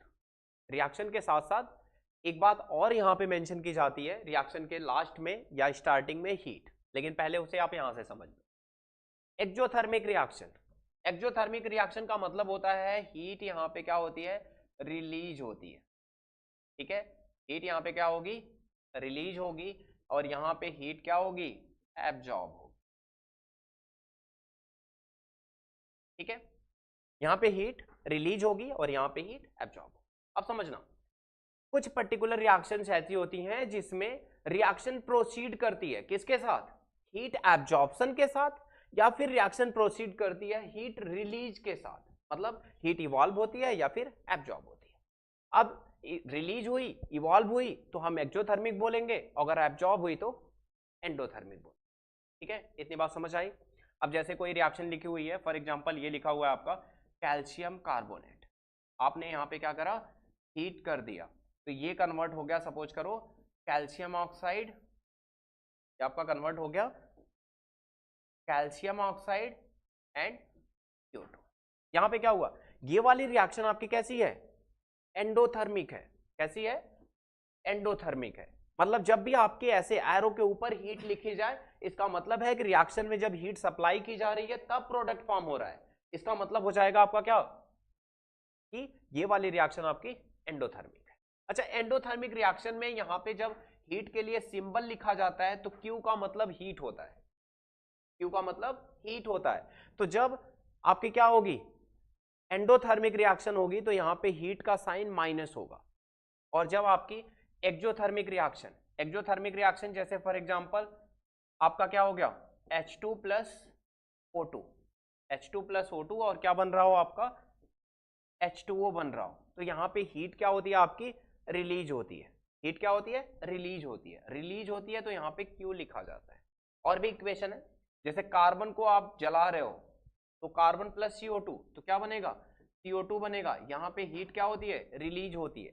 तो ध्यान रहे कि जब प्रोडक्ट साइड में हीट क्या हो, प्लस लिखी हुई हो, तो इसका मतलब है एक्सोथर्मिक। ये भी आपका क्या है, एक्सोथर्मिक। और जब माइनस लिखी हो तो इसका मतलब क्या है, एंडोथर्मिक। इतनी बात क्लियर है। ये बातें आपकी इंपॉर्टेंट हैं। यानी एक पॉइंट और था किसमें, कि वो इंफॉर्मेशन जो केमिकल रिएक्शन को क्या बनाती हैं, मोर इंफॉर्मेटिव बनाती हैं। अभी आपके दिमाग में छप जानी चाहिए फिजिकल स्टेट, और इसके बाद direction of reaction, formation of PPT, gas formation या टेम्परेचर, हीट, प्रेशर, कैटलिस्ट, और उसके साथ साथ रिएक्शन का नेचर, एक्सोथर्मिक है या फिर एंडोथर्मिक है। ये बातें मेंशन करेंगे तो हमारी कोई भी केमिकल रिएक्शन क्या हो जाएगी, मोर इंफॉर्मेटिव हो जाएगी। ठीक है, अब इतनी बातें अगर क्लियर हो गई हैं तो आते हैं हम अपने topic type of chemical reaction पे। ध्यान दीजिएगा, टाइप्स ऑफ केमिकल रिएक्शन। पहली रिएक्शन है हमारी कॉम्बिनेशन रिएक्शन, यानी the chemical reactions in which two or more substances combine to form a single substance under suitable condition. मतलब क्या है, मतलब इसका कुछ इस तरह का है कि दो या दो से ज्यादा सब्सटेंसेस अगर कंबाइन होके एक सिंगल सब्सटेंस में कन्वर्ट हो जाए, मींस कि दो या दो से ज्यादा सब्सटेंसेस रिएक्ट करके आपस में एक सिंगल मॉलिक्यूल, एक सिंगल कंपाउंड के फॉर्म में कन्वर्ट हो जाए, तो हम ऐसी केमिकल रिएक्शंस को क्या बोलते हैं, कॉम्बिनेशन रिएक्शंस। ठीक है, और जनरली सारी कॉम्बिनेशन रिएक्शंस कैसी होती हैं, एक्सोथर्मिक होती हैं। ये बात आपको ध्यान रखनी है, क्योंकि समटाइम्स हो सकता है आपको कहा जाए कि एक्सोथर्मिक रिएक्शन का एग्जांपल दो, तो आपको जितनी भी आपकी क्या होंगी, कॉम्बिनेशन रिएक्शन याद होंगी, आप उन्हीं को इनके एग्जांपल में लिख सकते हो। वो सारी क्या होती हैं, एक्सोथर्मिक होती हैं कॉम्बिनेशन रिएक्शंस। अच्छा, कॉम्बिनेशन रिएक्शंस का एग्जांपल चेक कर लेते हैं। पहला एग्जांपल आपका कैल्शियम ऑक्साइड। कैल्शियम ऑक्साइड की रिएक्शन करा दो किससे, H2O से, तो ये बनता है आपका क्या, कैल्शियम हाइड्रोक्साइड। ये क्या बनता है, कैल्शियम हाइड्रोक्साइड। बहुत ही इंपॉर्टेंट क्वेश्चन इस पे एक बोर्ड में पूछा हुआ है, मैं वो आप लोगों को बता देता हूँ, डिक्टेट करता हूँ।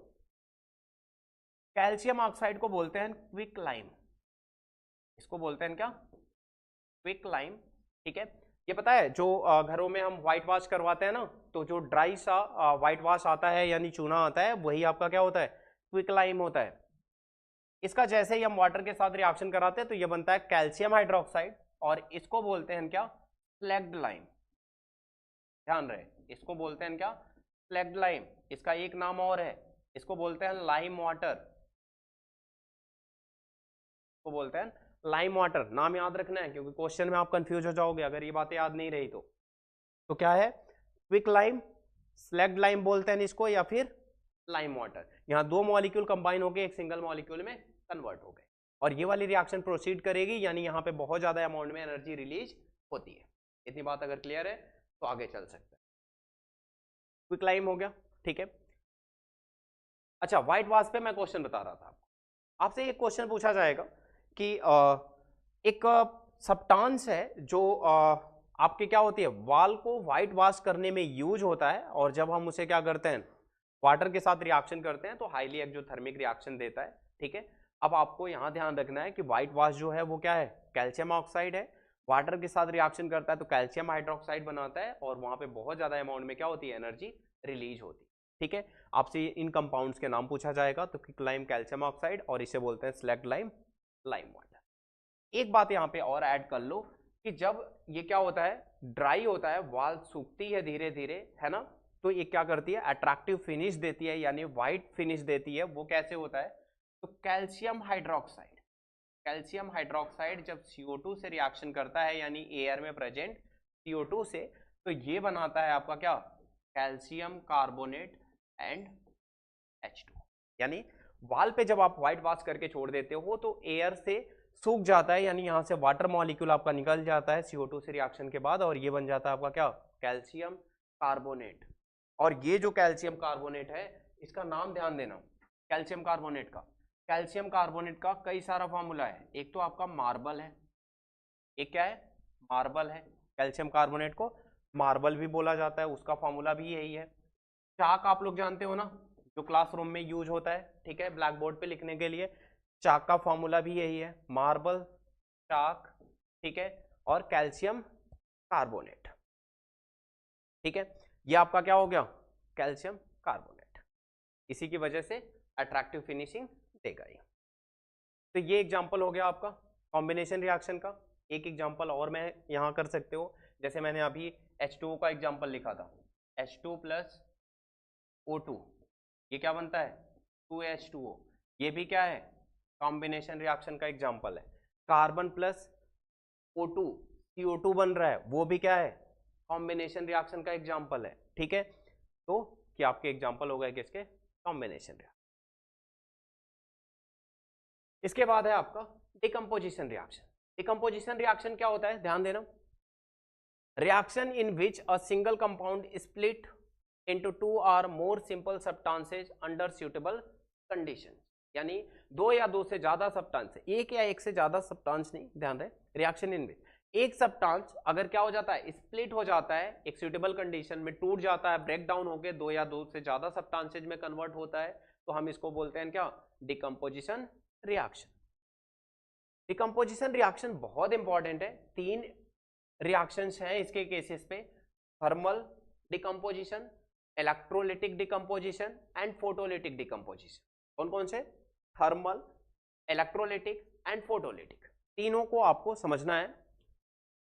अब यहां पे अगर आप नॉर्मल तरीके से अगर मैं कहूं तो ए बी आपका स्प्लिट हो जाएगा किसमें, ए प्लस बी में, यानी एक मॉलिक्यूल दो या दो से ज्यादा सब्सटेंसेज में अगर स्प्लिट हो जाता है तो हम इसको बोलते हैं इनका डिकम्पोजिशन।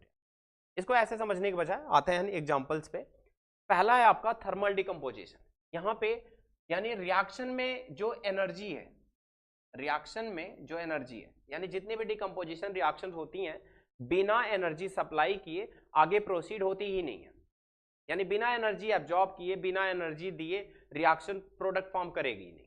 इसका मतलब ये हुआ कि अगर एनर्जी सप्लाई अगर हम क्या करते हैं, हीट के फॉर्म में करते हैं, डायरेक्टली हीट के फॉर्म में करते हैं, तो ऐसे रिएक्शन को हम बोलते हैं क्या, थर्मल डिकम्पोजिशन। जैसे मैंने अभी आपको एक एग्जांपल देना है, कैल्शियम कार्बोनेट, आप इसे हीट कर दो, ये ट्रायंगल का साइन ना ऑलवेज क्या बताता है, हीट बताता है, ठीक है, ऐसे लिखा होता है। तो कैल्शियम कार्बोनेट को अगर आप हीट करते हो, यानी यहाँ पे डायरेक्ट आप एनर्जी हीट के टर्म में दे रहे हो, तो ये स्प्लिट हो जाता है कैल्शियम ऑक्साइड एंड CO2, ठीक है। तो ये आपका क्या बन गया, कैल्शियम कार्बोनेट कन्वर्ट हो गया क्विकलाइम में और CO2 में। ये कैसी रिएक्शन है, एंडोथर्मिक रिएक्शन है, लेकिन इसको कैटेगराइज करेंगे किसमें, थर्मल डिकम्पोजिशन में। अच्छा, और भी इक्वेशन है आपकी, एक इक्वेशन है आपकी एनसीईआरटी में, FeSO4, जब आप इसे हीट करते हो तो हीट करने पे ये डिकम्पोज होता है किसमें, Fe2O3 में, और देन SO2 में एंड SO3 में। इसे बैलेंस करने के लिए आप यहाँ 2 कर देना, देखो बैलेंस हो जाएगा। 2 आयरन यहाँ पे है, 2 आयरन यहाँ पे भी है, एक सल्फर, 2 सल्फर यहाँ पे है, एक सल्फर और एक सल्फर यहाँ पे, 2 सल्फर हो गया। 4 × 2 8 ऑक्सीजन है, देखो यहाँ पे 3 ऑक्सीजन, यहाँ पे 2 और यहाँ पे, यानी 8 ऑक्सीजन भी हो, ठीक है। बैलेंस तो है, लेकिन मतलब समझना, जब आप आयरन सल्फेट का जो कलर होता है वो होता है ग्रीन। अच्छा, समटाइम्स ना इसको पेल ग्रीन भी बोलते हैं, तो आप कंफ्यूज नहीं होना है, ध्यान रहे, पेल ग्रीन भी और ग्रीन वही बात है। ग्रीन कलर जब आप इसे हीट करते हो तो धीरे धीरे फेड होने लगता है, डिसअपीयर होने लगता है, और यहां पे जो बनता है ये आपका क्या बनता है, रेडिश ब्राउन सब्सटेंस बनता है। ये क्या बनता है आपका, रेडिश ब्राउन सब्सटेंस बनता है, ठीक है, रेडिश ब्राउन सब्सटेंस बनता है। और ये आपका क्या है, SO2 एंड SO3, SO2 और SO3, SO2 sulphur dioxide and SO3 sulphur trioxide. तो ध्यान रहे, इसमें आपसे कई बारी क्वेश्चन तो पूछा गया है डिकम्पोजिशन वाला, लेकिन उसमें से कलर ज्यादा पूछा गया है। तो कलर ध्यान रहे आपको कि FeSO4 का कलर ग्रीन होता है, और जब आप इसे हीट करते हो तो डिकम्पोज हो जाता है आयरन ऑक्साइड, सल्फर डाइऑक्साइड और सल्फर ट्राइऑक्साइड में आयरन ऑक्साइड का कलर रेडिश ब्राउन होता है, यानी ग्रीन कलर डिसअपीयर हो जाता है। ठीक है, यहां पे एक स्मेल आती है पंजेंट स्मेल, ये आपको ध्यान रखना कि जब आप क्या करते हो आयरन सल्फेट को हीट करते हो तो पंजेंट स्मेल यहाँ पे आती है। ठीक है, और कलर आपका यहाँ पे क्या हो जाता है, डिसअपीयर हो जाता है। समटाइम्स आपसे एक पूछा जाता है ना एक्टिविटी की तरह कि क्या अपीयर हुआ, ऑब्जर्वेशन लिखो। ऑब्जर्वेशन में आप यही दो बातें लिख देना कि ग्रीन कलर डिसअपीयर होकर रेडिश ब्राउन कलर में कन्वर्ट हो गया, यहाँ पे गैस का इवोल्यूशन हुआ। ठीक है, और स्मेल कैसी थी, पंजेंट स्मेल। तो ये ऑब्जर्वेशन आप लिख सकते हो। ठीक है, वाइवा में भी ये चीजें बता सकते हो। दो बातें हो गई। एक एग्जाम्पल यहाँ पे और इंपॉर्टेंट है, और एग्जाम्पल है आपका क्या, लेड नाइट्रेट।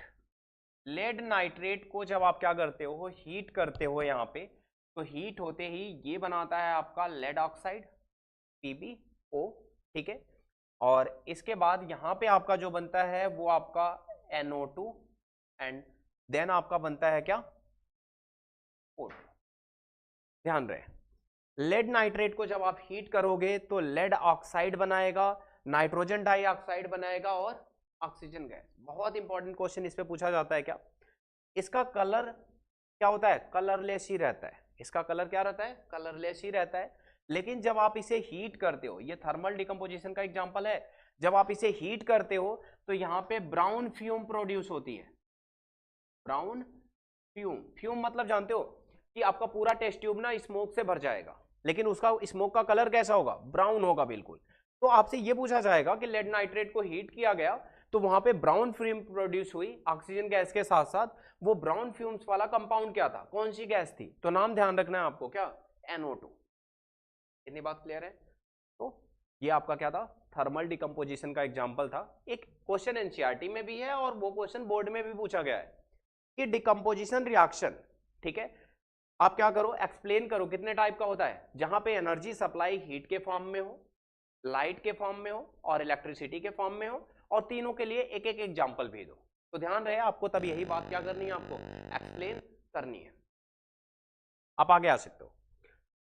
इलेक्ट्रोलिटिक डिकम्पोजिशन, ये बहुत इंपॉर्टेंट है, इस पे बहुत सारे क्वेश्चन बनते हैं। इलेक्ट्रोलिटिक डिकम्पोजिशन, पहले तो आप इसकी इक्वेशन पूरी अगर आपको लिखनी पड़े तो आप नॉर्मल ऐसे लिखोगे कि 2H2O, आप यहां लिखो इलेक्ट्रोलिसिस, इलेक्ट्रोलिसिस, और यहां लिखो H2 एंड O2। अगर नॉर्मल आपसे कहा जाएगा कि जैसे मैंने कहा कि एग्जांपल के तौर पे पूछा हुआ है इलेक्ट्रोलिसिस का, तो आप बस ये बताओ कि जब हम क्या करते हैं एसिड डिकम्पोजिशन रिएक्शन, जहां पे हम एनर्जी डायरेक्ट किस फॉर्म में, इलेक्ट्रिसिटी के फॉर्म में देते हैं, तो फिर वहां पे क्या होता है, वहां पे इलेक्ट्रोलिसिस डिकम्पोजिशन होता है। ठीक है, और आप ये इक्वेशन लिख देना। लेकिन इस पे और क्या क्या क्वेश्चन बनते हैं वो ध्यान से समझिएगा। ये देखिए, ये आपका एक अरेंजमेंट है, एक बीकर लिया हुआ है हमने, ठीक है, दो बीकर हमने ऐसे कनेक्ट करे और दोनों में हमने ग्रेफाइट की रॉड लगा रखी है, यानी हमने इसे क्या बना रखा है, इलेक्ट्रोड बना रखा है। इन दोनों को हम क्या बोलते हैं, इलेक्ट्रोड बोलते हैं। अच्छा, इलेक्ट्रोड का क्या मतलब होता है, इलेक्ट्रोड का मतलब होता है मेटल प्लेट्स, मेटल प्लेट्स या फिर कंडक्टर प्लेट्स। ग्रेफाइट यूज की जाती है, ग्रेफाइट जानते हो ना आपकी कंडक्टर होती है, ठीक है, इलेक्ट्रिसिटी की। तो यहाँ पे जनरली हम जो दो प्लेट यूज करेंगे वो हमारी क्या होंगी, कंडक्टर होंगी। उन कंडक्टर प्लेट को हम क्या बोलते हैं, इलेक्ट्रोड बोलते हैं। और जो इलेक्ट्रोड होती हैं उनमें से हमारा क्या होता है, एक एनोड होता है और एक हमारा क्या होता है, कैथोड होता है। कैथोड जो होता है हमारा वो नेगेटिवली चार्ज होता है, और जो एनोड होता है हमारा वो क्या होता है, पॉजिटिवली चार्ज। अच्छा, ये पॉजिटिव और नेगेटिव कैसे डिसाइड होता है, तो ये बैटरी के टर्मिनल से। बैटरी में क्या होता है, पॉजिटिव नेगेटिव होता है ना, तो बैटरी के पॉजिटिव टर्मिनल से अगर आप कनेक्ट करोगे तो पॉजिटिवली चार्ज हो जाएगा, नेगेटिव टर्मिनल से कनेक्ट करोगे तो नेगेटिवली चार्ज हो जाएगा। तो ध्यान रहे आपको कि जो नेगेटिवली चार्ज आपके क्या होती है, इलेक्ट्रोड होती है, उसको हम क्या बोलते हैं, कैथोड बोलते हैं, और जो पॉजिटिवली चार्ज होती है उसको क्या बोलते हैं, एनोड बोलते हैं। ठीक है, अब यहां समझिए, जैसे ही यहाँ पे इलेक्ट्रिसिटी आप क्या करते हो, पास ऑन करनी होती है, तो ध्यान रहे कि जो प्योर वाटर होता है, डिस्टिल्ड वाटर होता है, वो बैड कंडक्टर होता है इलेक्ट्रिसिटी का। प्योर वाटर से इलेक्ट्रिसिटी कंडक्ट नहीं होती, ठीक है, यानी वाटर आपका इलेक्ट्रिसिटी कंडक्ट नहीं करता। तो इनिशियली आपको यहाँ पे क्या चाहिए, इलेक्ट्रिसिटी कंडक्ट करने के लिए क्या चाहिए, आयंस चाहिए, लेकिन आयंस तो है नहीं, इनिशियली कहाँ से आएंगे, तो हम इसमें क्या करते हैं, स्मॉल अमाउंट में डाइल्यूट H2SO4 ऐड करते हैं। ध्यान से समझिएगा इस बात को, क्योंकि क्वेश्चन पूछा हुआ है, एक क्वेश्चन आपसे पूछा हुआ है कि जब आप वाटर का इलेक्ट्रोलिसिस करते हो तो वहां पे आप डाइल्यूट H2SO4 का स्मॉल अमाउंट क्यों ऐड करते हो। तो ध्यान रहे कि इनिशियली जो वाटर होता है वो बैड कंडक्टर होता है इलेक्ट्रिसिटी का, यानी इलेक्ट्रिसिटी कंडक्ट नहीं करता, तो उसकी जगह पे आप क्या करते हो, H2SO4 ऐड कर देते हो, जिससे ये क्या करता है, H+ आयन देता है। H2SO4 क्या देता है, H+ आयन देता है। तो बहुत स्मॉल अमाउंट में डालते हो ताकि इलेक्ट्रोलिसिस प्रोसेस पे फर्क ना पड़े और थोड़े आयन दे दे। जैसे ही यहाँ पे H+ आयन आ जाते हैं, अब इलेक्ट्रिसिटी कंडक्ट होना स्टार्ट हो जाती है, और जब इलेक्ट्रिसिटी कंडक्ट होना स्टार्ट होती है तब यहाँ पे केमिकल रिएक्शन टेक प्लेस करती है। अब केमिकल रिएक्शन कैसे टेक प्लेस करती है, केमिकल रिएक्शन जब टेक प्लेस करती है यहाँ पे, तो दो हाफ में, एक एनोड पे और एक आपका कहाँ पे, कैथोड पे, एनोड पे एंड कैथोड पे। एनोड पे जो रिएक्शन होती है, पॉजिटिवली चार्ज है ना, यहाँ पे वाटर आपका ब्रेक हो जाता है, वाटर आपका ब्रेक होता है H+ आयन में और OH आयन में। जैसे इलेक्ट्रिसिटी इसमें आती है वैसे ही वाटर आपका क्या हो जाता है, H+ आयन में टूट जाता है और OH आयन में टूट जाता है। अब आप ध्यान रखना कि जो प्लेट है एक पॉजिटिवली चार्ज है, एक नेगेटिवली, सेम चार्ज एक दूसरे को रिपेल करते हैं और अपोजिट चार्ज एक दूसरे को अट्रैक्ट करते हैं। तो इसका मतलब ये हुआ कि एनोड पॉजिटिवली चार्ज है, तो एनोड पे कौन सा आयन जाएगा, OH आयन जाएगा, और आपका कैथोड क्या है, नेगेटिवली चार्ज है, ठीक है, तो वहां पे कौन सा जाएगा, पॉजिटिव चार्ज यानी H+ जाएगा। ठीक है, अब यहां ध्यान देना, एनोड पे कौन सा आएगा, OH आयन आएगा, और कैथोड पे कौन सा जाएगा, हाइड्रोजन आयन जाएगा। अब एक आयन नहीं, बहुत सारे आयन जाएंगे ना, तो दोनों प्लेट पे क्या होता है, ऑक्सीडेशन और रिडक्शन। अभी आगे चल के ऑक्सीडेशन और रिडक्शन मैं आपको समझाऊंगा, लेकिन यहाँ थोड़ा सा मतलब आपको समझना है कि ऑक्सीडेशन का मतलब होता है lose of electron, lose of electron, और रिडक्शन का मतलब होता है गेन ऑफ इलेक्ट्रॉन। ये बातें बस दो आप ध्यान रखना है कि जब इलेक्ट्रॉन लूज होता है तो ऑक्सीडेशन होता है, और जब गेन होता है तो रिडक्शन होता है। अब यहां देखिए, जब कैथोड पे H+ आया तो H+ क्या करेगा, यहां पे इलेक्ट्रॉन गेन करेगा, जितना चार्ज उतना इलेक्ट्रॉन। पॉजिटिव चार्ज तब आता है जब वो इलेक्ट्रॉन लूज किया होता है, तो वापस उसे इलेक्ट्रॉन दो और वो क्या हो जाएगा, न्यूट्रल हो जाएगा, यानी डिस्चार्ज हो जाएगा। तो जो ये आयंस मूव करके प्लेट्स पे जाते हैं वहां पे क्या होते हैं, डिस्चार्ज होते हैं। डिस्चार्ज होने के लिए क्या करना पड़ेगा, जो पॉजिटिव है उसे इलेक्ट्रॉन मिल जाए और वो क्या हो जाए, न्यूट्रल हो जाए, और जो आपका नेगेटिव है वो उतने इलेक्ट्रॉन क्या कर दे, लूज कर दे, और लूज करने के बाद क्या हो जाए, न्यूट्रल हो जाए। तो डिस्चार्ज होने के लिए एक हाइड्रोजन को एक इलेक्ट्रॉन चाहिए, तो वो किस में कन्वर्ट होगा, हाइड्रोजन में। इसी तरह से जब दो H+ आप भेजोगे, यानी तो वो क्या करेंगे, दो इलेक्ट्रॉन गेन करके और कन्वर्ट हो जाएगा किसमें, H2 गैस में।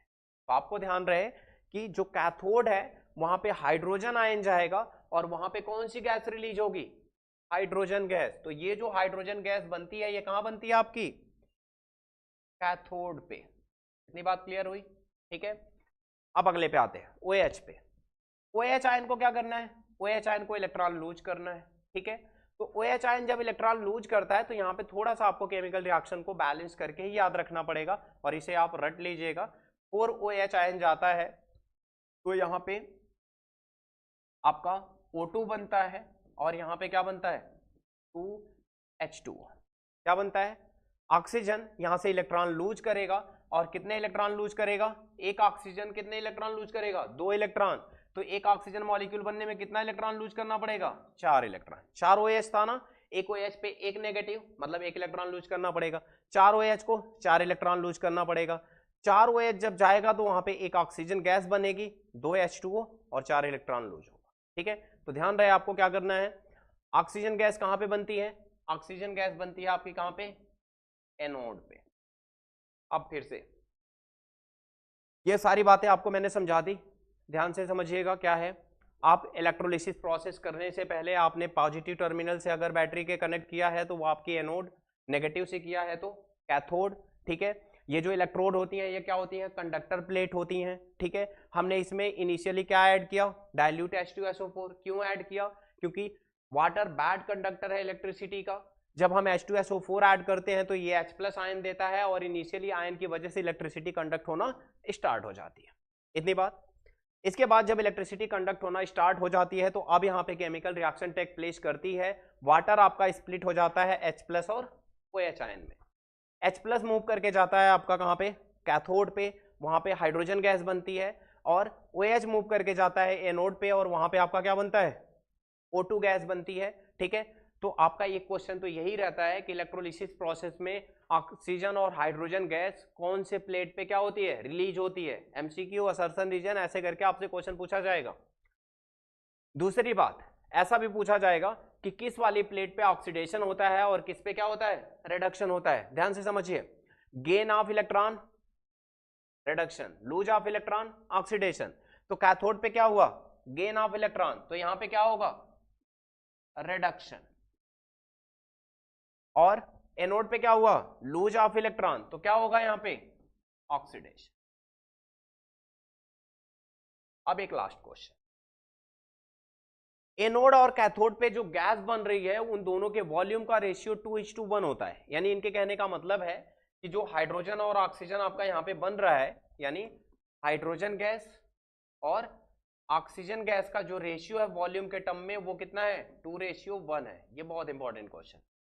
हाइड्रोजन एंड ऑक्सीजन का वॉल्यूम का रेशियो जो होगा वो क्या होगा, 2:1 होगा, ठीक है। कैसे और क्यों, एक वाटर मॉलिक्यूल में कितने, 2 हाइड्रोजन और 1 ऑक्सीजन है।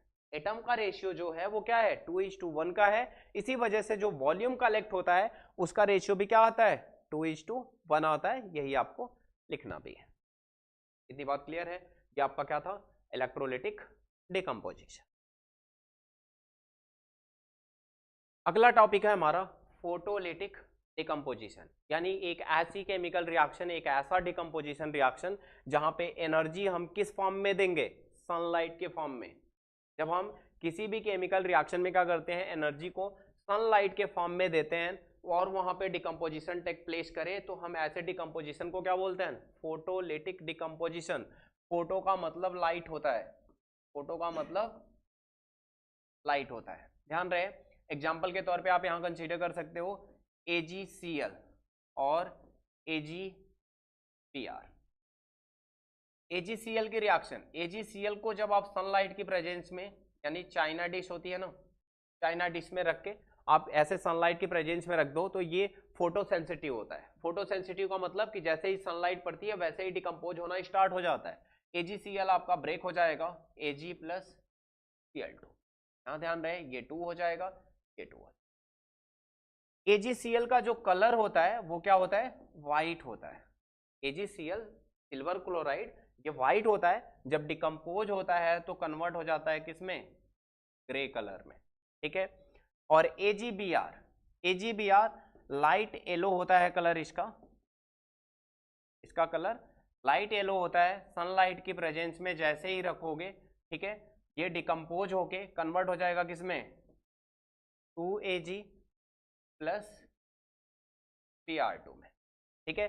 इसका कलर वही रहेगा क्या, AgBr जो है वो यूज होता है इसमें ब्लैक एंड व्हाइट फोटोग्राफी में, इसमें यूज होता है ब्लैक एंड व्हाइट फोटोग्राफी में। ये इसका एप्लीकेशन है या फिर कह सकते हो क्या, यूज है। देखो ये चाइना डिश है, इसमें सिल्वर क्लोराइड रखा हुआ है। सिल्वर क्लोराइड जैसे ही सनलाइट पड़ती है वैसे ही इसमें से क्या होती है, क्लोरीन गैस निकल जाती है। क्लोरीन गैस निकल जाती है, जो मटेरियल बचता है वो सिल्वर और वो क्या होता है, ग्रे कलर। तो इसमें जितनी बार आपसे क्वेश्चन पूछा जाता है या तो डायरेक्ट आपसे पूछा जाएगा कि फोटोलिटिक डिकम्पोजिशन क्या होता है, एक एग्जांपल दीजिए, या फिर आपसे पूछा जाता है कि सिल्वर क्लोराइड का डिकम्पोजिशन हो रहा है Ag और Cl2 में, अब यहाँ पे कलर बताना है आपको, ठीक है, कि जो सब्सटेंस बन रहा है उसका कलर क्या होगा। तो ध्यान रहे ये व्हाइट और ये ग्रे, यहाँ पे लाइट येलो एंड ग्रे, ये क्या हो गया आपका फोटोलिटिक डिकम्पोजिशन। आते हैं अगले पे। इसके बाद है आपका displacement.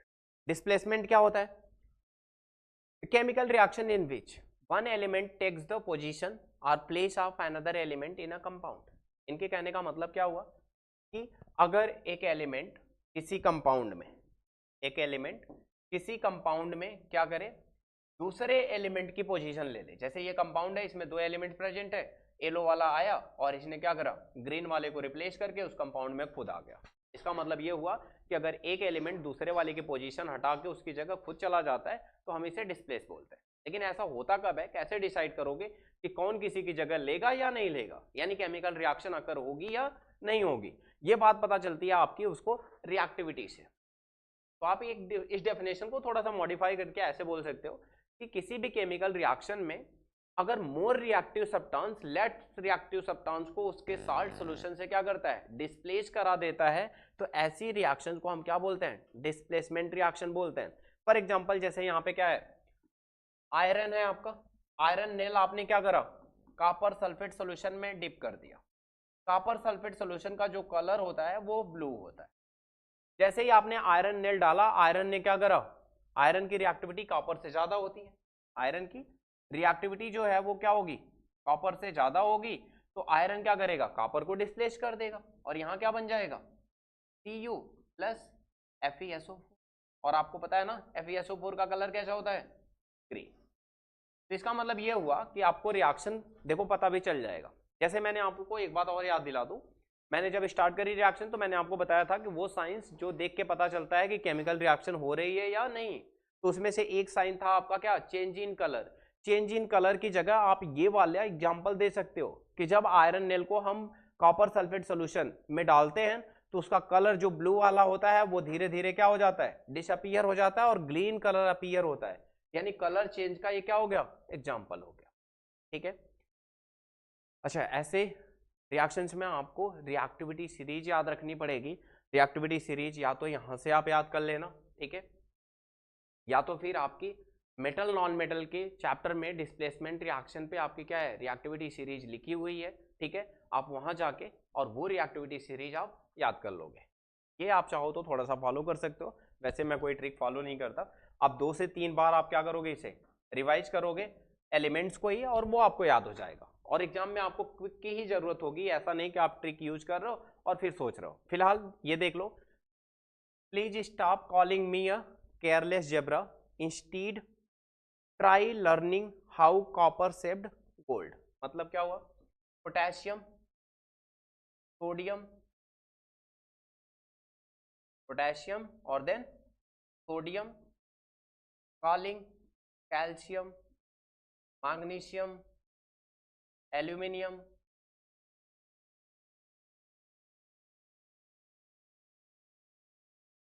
Please stop calling me a careless zebra, potassium sodium calcium magnesium aluminium, और ये आपका क्या हो जाएगा, यहाँ पे आपका हो जाएगा zinc, iron, potassium sodium calcium magnesium aluminium, zinc iron, और इसके बाद आपका नेक्स्ट, एक second,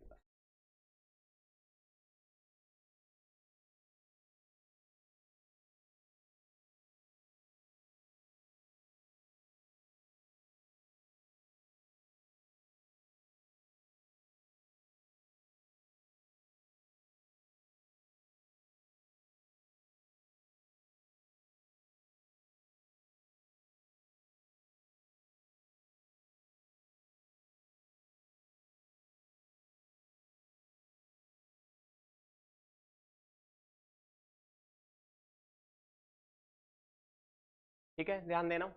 potassium sodium calcium magnesium aluminium, ये केयरलेस जो है ना, ये कार्बन है, इसकी जरूरत नहीं पड़ेगी आपको।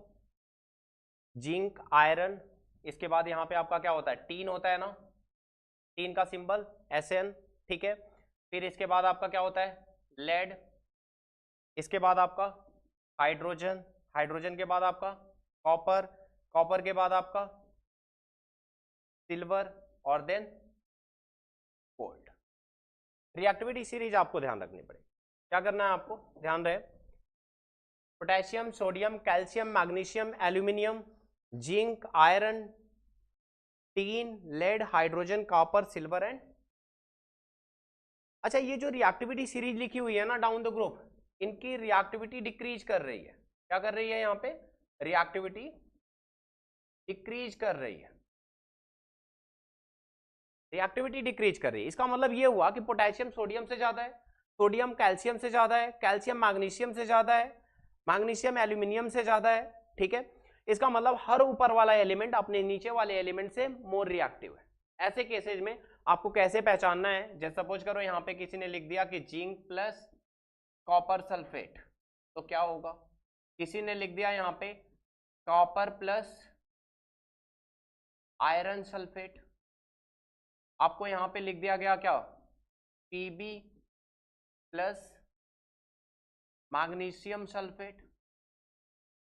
अब ऐसे लिखा हुआ मिले तो आपको कहां पे समझना है कि कहां पे डिस्प्लेसमेंट होगा और कहां पे नहीं होगा। जैसे पहला वाला केस है, आपको तुरंत देखना है कि जिंक कहां पे आ रहा है, जिंक कॉपर से ऊपर है, इसका मतलब जिंक कॉपर से मोर रिएक्टिव है, मोर रिएक्टिव है तो डिस्प्लेसमेंट होगा। और यहां बनेगा आपका जिंक सल्फेट, और क्या बनेगा आपका? जिंक सल्फेट के बाद यहाँ पे कॉपर। यहाँ पे आपका क्या होगा? कॉपर आयरन से लेस रिएक्टिव है, इसका मतलब आप यहाँ लिखोगे क्या? No reaction. लेड क्या है? मैग्नीशियम से कम रिएक्टिव है, इसका मतलब आप यहाँ क्या लिखोगे? No reaction. इतनी बात समझ आई? ऐसे ही आप ऑक्साइड वगैरह में भी आप ऐसे यूज कर सकते हो, जैसे एल्यूमिनियम ऑक्साइड हो, ठीक है, आप यहाँ पे क्या कर रहे हो? सपोज करो जिंक ऐड कर रहे हो, आप देखो डिस्प्लेसमेंट होगी या नहीं, तो आप चेक करो। जिंक यहाँ पे क्या है? एल्यूमिनियम से नीचे है, यानी एल्यूमिनियम की रिएक्टिविटी ज्यादा है, तो आप यहाँ क्या कहोगे? No reaction. अगर आपका यहाँ पे सपोज करो Fe2O3 है, आपने यहाँ पे एल्यूमिनियम डाल दिया, एल्यूमिनियम की रिएक्टिविटी देखो आयरन से ज्यादा है, इसका मतलब यहाँ पे डिस्प्लेसमेंट होगा, यहाँ पे क्या हो जाएगा? Al2O3 and. तो ध्यान रहे आपको आइडेंटिफाई कैसे करना है, आपका जो भी एलिमेंट है वो साल्ट सॉल्यूशन में प्रेजेंट एलिमेंट से क्या होना चाहिए? ज्यादा रिएक्टिव होना चाहिए, और अगर ऐसा है तो क्या होगा? डिस्प्लेसमेंट होगा, अदरवाइज नहीं होगा। अब थोड़ा सा केयरफुल रहना है, ये बहुत इंपॉर्टेंट टॉपिक है आपका, क्योंकि ये इस चैप्टर में भी है और इसके बाद आपका मेटल नॉन मेटल में भी है, और इस पे बहुत सारे क्वेश्चन आपसे पूछे जाते हैं। ठीक है, और सब में एक ही बात होगी, बस आपसे ऐसे कह दिया जाएगा 3 बीकर हैं, ठीक है, तीनों में ये साल्ट है, आपने एक एलिमेंट उठाया और बारी बारी से तीनों में ऐड कर दिया, और आपसे कहा जाएगा ऑब्जर्वेशन बताओ, या फिर एमसीक्यू वगैरह में ऑप्शंस होंगे। तो आपको ध्यान रखना है कि जो भी बीकर में रखा हुआ साल्ट सॉल्यूशन है उसमें जो भी एलिमेंट आप डाल रहे हो वो एलिमेंट उसमें से क्या है? ज्यादा रिएक्टिव है या फिर कम रिएक्टिव है। ज्यादा रिएक्टिव हुआ तो फिर उसमें कलर चेंज होगा, वहां ऑब्जर्वेशन आपको मिलेगी, चेंजेस मिलेंगे। लेकिन अगर आपने लेस रिएक्टिव डाला तो कोई ऑब्जर्वेशन नहीं मिला, यानी नो चेंज। ठीक है, इतनी बात आपको ध्यान रखनी है। इसके बाद है आपका double displacement reaction. Double displacement क्या होता है?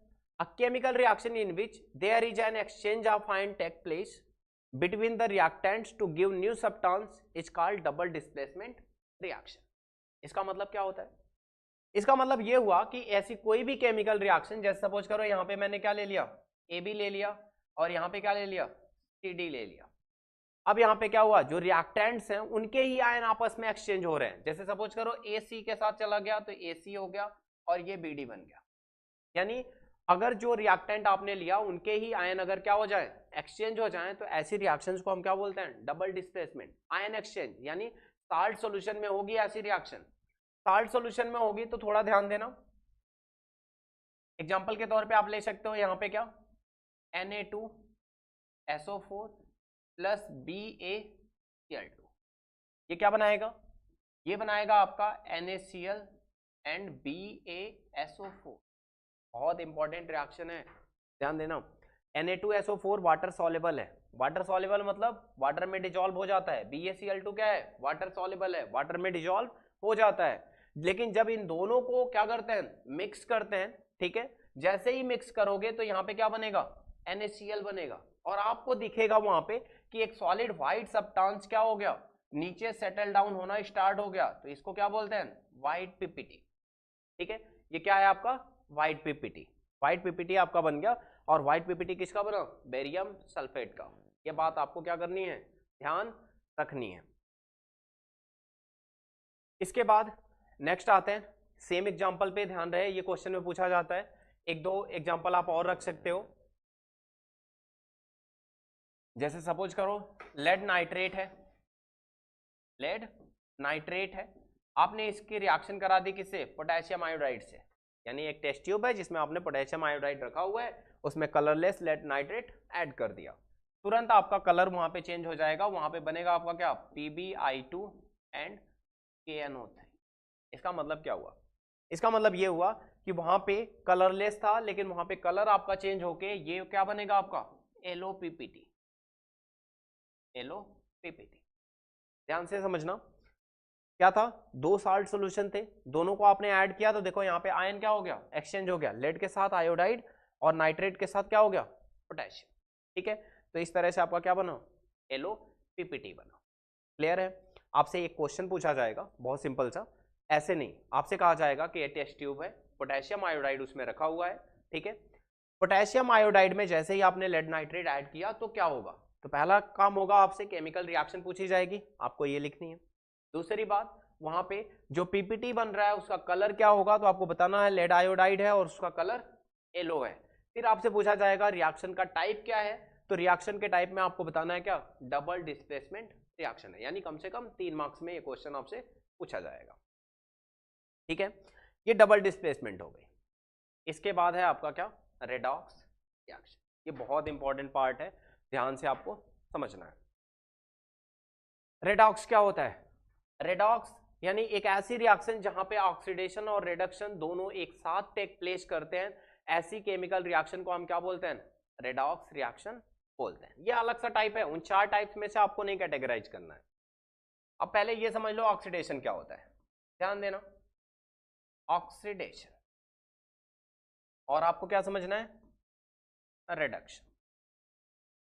मैं दोनों टर्म में बताऊंगा और आपको दोनों ही बातें यहां पे क्या करनी है, ध्यान रखनी है। पहली बात, ऑक्सीडेशन का मतलब होता है हाइड्रोजन और ऑक्सीजन के टर्म में, दो एटम के टर्म में लिया जाता है। दोनों एटम का मतलब मैं पहले समझा देता हूं आपको रेफरेंस के तौर पे, क्योंकि आप ये याद रखते हो कि हाइड्रोजन और ऑक्सीजन का ही एडिशन या रिमूवल होगा तो ही ऑक्सीडेशन या रिडक्शन होगा, तो ऐसा नहीं है बिल्कुल, ये दो एटम रेफरेंस के तौर पे लिए जाते हैं। आप थोड़ा हायर क्लासेज में चलोगे आपको चीजें और क्लियर हो जाएंगी, लेकिन फिलहाल अभी के लिए जैसे आपको काम चलाना है वो मतलब समझ जाओ। दोनों में पावर डिफरेंस का होता है, पावर डिफरेंस का मतलब होता है इलेक्ट्रॉन के एक्सेप्टेंस से, कौन इलेक्ट्रॉन गेन करने की टेंडेंसी ज्यादा रख रहा है और कौन कम रख रहा है। तो हाइड्रोजन बहुत कम टेंडेंसी रखता है इलेक्ट्रॉन गेन करने की और ऑक्सीजन बहुत ज्यादा रखता है, यानी ये लूज करने की रखता है, ये गेन करने की रखता है।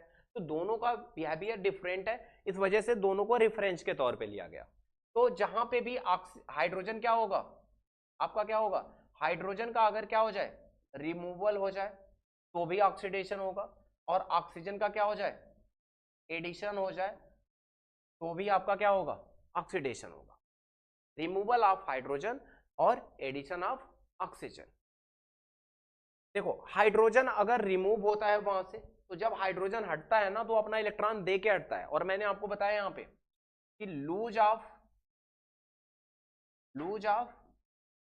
इलेक्ट्रॉन मतलब ऑक्सीडेशन, और gain of electron reduction, gain of electron reduction. तो अगर कहीं ऑक्सीजन ऐड हो रहा है, ऑक्सीजन ऐड होने का मतलब होता है कि ऑक्सीजन बहुत ज्यादा पावरफुल है, वो तुरंत उससे इलेक्ट्रॉन छीन लेगा, इलेक्ट्रॉन छीन लेगा तो उस एलिमेंट का क्या हो जाएगा, ऑक्सीडेशन हो जाएगा। लेकिन हाइड्रोजन अगर किसी से क्या होता है, रिमूव होता है, तो सेम बात, हाइड्रोजन रिमूव होने का मतलब हुआ कि हाइड्रोजन के हटते ही उसका क्या हो गया, ऑक्सीडेशन हो गया। ठीक है, रिडक्शन में क्या होता है, रिडक्शन में इसी का उल्टा कर दो, हाइड्रोजन का एडिशन, हाइड्रोजन का एडिशन, हाइड्रोजन के एडिशन से उसको इलेक्ट्रॉन मिल जाएगा, यानी गेन ऑफ इलेक्ट्रॉन हो जाएगा, तो रिडक्शन। हाइड्रोजन का एडिशन रिडक्शन हो गया, और ऑक्सीजन का रिमूवल, ऑक्सीजन का क्या, रिमूवल, ये क्या हो जाएगा आपका, ऑक्सीडेशन रिडक्शन। तो दो बातें ध्यान रखनी है आपको बेसिकली ऑक्सीडेशन में, एक तो इस टर्म में हाइड्रोजन और ऑक्सीजन में, हाइड्रोजन रिमूव हो रहा है तब भी ऑक्सीडेशन, ऑक्सीजन ऐड हो रहा है तो भी ऑक्सीडेशन। हाइड्रोजन अगर ऐड हो रहा है तो रिडक्शन, ऑक्सीजन अगर रिमूव हो रहा है तो भी रिडक्शन। या फिर इस टर्म में ध्यान रख, इलेक्ट्रॉन का गेन क्या हो जाएगा, रिडक्शन, और लूज ऑक्सीडेशन। इतनी बात क्लियर है। ठीक है, अब कुछ पर्टिकुलर एग्जांपल्स ले लेते हैं और उसके हिसाब से समझते हैं। पहला एग्जांपल है आपका, कॉपर ऑक्साइड और हाइड्रोजन गैस से अगर आप रिएक्शन कराते हो तो क्या बनता है, कॉपर बनता है और H2O। यहां समझना, कॉपर कन्वर्ट हो रहा है किसमें, कॉपर में, हाइड्रोजन कन्वर्ट हो रहा है किसमें, H2O में। देखो कॉपर के साथ क्या था, ऑक्सीजन था, अब क्या हो गया, प्रोडक्ट साइड ऑक्सीजन हट गया, ऑक्सीजन का रिमूवल हो गया, तो इसका मतलब क्या हो गया, यहाँ पे ऑक्सीजन का रिमूवल क्या होगा, रिडक्शन, ऑक्सीजन का रिमूवल क्या हो गया, रिडक्शन, और ऑक्सीजन का एडिशन क्या हो गया, ऑक्सीडेशन। तो ध्यान रहे क्या हुआ, कॉपर ऑक्साइड कॉपर में कन्वर्ट हो गया, रिडक्शन हो गया, ये क्या हो गया, ऑक्सीडेशन। यहां पे चेक करो, जिंक ऑक्साइड था, जिंक में कन्वर्ट हो गया, तो क्या हो गया, रिडक्शन हो गया, इसका क्या हो गया, ऑक्सीडेशन हो गया। ठीक है, यहां चेक करो, यहां पे क्या था आपका, SO2 था, SO2 से क्या हुआ, ऑक्सीजन हट गया, तो ये क्या हो गया, रिडक्शन हो गया। यहाँ क्या था, H2S, H2S था ना, ठीक है, लेकिन हाइड्रोजन यहां कन्वर्ट हो गया किसमें, H2O में, तो इसका क्या हो गया, ऑक्सीडेशन। बात समझ आई, ठीक है, क्या समझना है आपको कि यहाँ पे सल्फर का क्या हुआ, देखो यहाँ पे SO2 था, SO2 S हट गया तो क्या हो गया, रिडक्शन हो गया, और H2S किस में कन्वर्ट हो गया, H2O में, तो क्या हो गया, ऑक्सीडेशन हो गया। यहाँ पे चीजें चेक कर सकते हो, MnO2 है, MnO2 आपका कन्वर्ट हुआ किसमें, MnCl2 में, तो ये क्या हो गया आपका, रिडक्शन, ऑक्सीजन हट गया। यहाँ HCl है, HCl देखो किस में कन्वर्ट हो रहा है, Cl2 में, HCl किस में कन्वर्ट हो रहा है, Cl2 में, देखो Cl था यहाँ पे, हाइड्रोजन हट गया, तो ये क्या हो गया, ऑक्सीडेशन। अच्छा, काम कंप्लीट नहीं हुआ, पहला काम होता है आपका क्या पता करना, ऑक्सीडेशन और रिडक्शन किसका हो रहा है, ठीक है, कहां से कहां पे। लेकिन ऑक्सीडेशन रिडक्शन के बाद का काम होता है आपका ये बताना कि ऑक्सीडाइजिंग एजेंट कौन सा है और रिड्यूसिंग एजेंट कौन सा है। जस्ट उल्टा करना, कुछ और ध्यान नहीं रखना है। जैसे जिसका ऑक्सीडेशन हो रहा है वो आपका होता है रिड्यूसिंग एजेंट, जिनका ऑक्सीडेशन हो रहा है वो कैसे एजेंट है, रिड्यूसिंग एजेंट, और जिनका रिडक्शन होता है उनको क्या बोलते हैं, ऑक्सीडाइजिंग एजेंट। ठीक है, इसी तरह से यहां पे अगर बात करनी है आपको तो H2S आपका क्या हो गया, ऑक्सीडेशन हो रहा है ना, तो रिड्यूसिंग एजेंट। SO2 कैसा हो जाएगा, ऑक्सीडाइजिंग एजेंट। यहाँ पे MnO2 कैसा हो जाएगा, ऑक्सीडाइजिंग एजेंट। HCl कैसा हो जाएगा, रिड्यूसिंग एजेंट। यहाँ पे जिंक ऑक्साइड आपका क्या हो रहा है, रिडक्शन हो रहा है, तो ये क्या हो जाएगा, ऑक्सीडाइजिंग एजेंट। कार्बन का क्या हो रहा है, ऑक्सीडेशन हो रहा है, तो ये क्या हो जाएगा, रिड्यूसिंग एजेंट। इतनी बात क्लियर है सबको। अच्छा, एक क्वेश्चन आप लोगों से पूछा जाता है, जो भी ऑक्सीडेशन और रिडक्शन पूछा जाता है, किस सब्सटेंस का ऑक्सीडेशन हो रहा है या किसका रिडक्शन हो रहा है, और इवन ये पूछा जाता है कौन ऑक्सीडाइजिंग एजेंट है और कौन सा रिड्यूसिंग एजेंट है, तो हमेशा रिएक्टेंट साइड से पिक किया जाता है, कभी भी प्रोडक्ट साइड से नहीं किया जाता। ठीक है, ये बात ध्यान रहे, ऐसे नहीं कहोगे कि MnCl2 ऑक्सीडाइजिंग है या MnCl2 का क्या हो रहा है, रिडक्शन हो रहा है, नहीं, आपको इधर से पिक करना है। MnO2 का क्या हो रहा है, रिडक्शन हो रहा है, MnO2 क्या है, ऑक्सीडाइजिंग एजेंट। HCl का क्या हो रहा है, ऑक्सीडेशन हो रहा है, HCl क्या है आपका, रिड्यूसिंग एजेंट। तो जब भी चीजें आपकी बताई जाती हैं ऑक्सीडेशन या रिडक्शन, हमेशा रिएक्टेंट साइड से पिक किया जाता है, प्रोडक्ट साइड कंसीडर नहीं किया जाता। ठीक है, ये आपका हो गया। एक क्वेश्चन देखना, lead oxide plus carbon, lead और CO बन रहा है, कार्बन मोनोऑक्साइड बोलते हैं। ठीक है, ध्यान रहे, इसमें आपसे कौन सा ऑप्शन ठीक है, पहले ये चेक करना है आपको। देखो, carbon is a substance oxidised, carbon आपका क्या है, एक सब्सटेंस है जो क्या हो रहा है, ऑक्सीडाइज हो रहा है। Carbon is the reducing agent, पहले ये चेक कर लो, कार्बन का क्या हो रहा है, oxidation.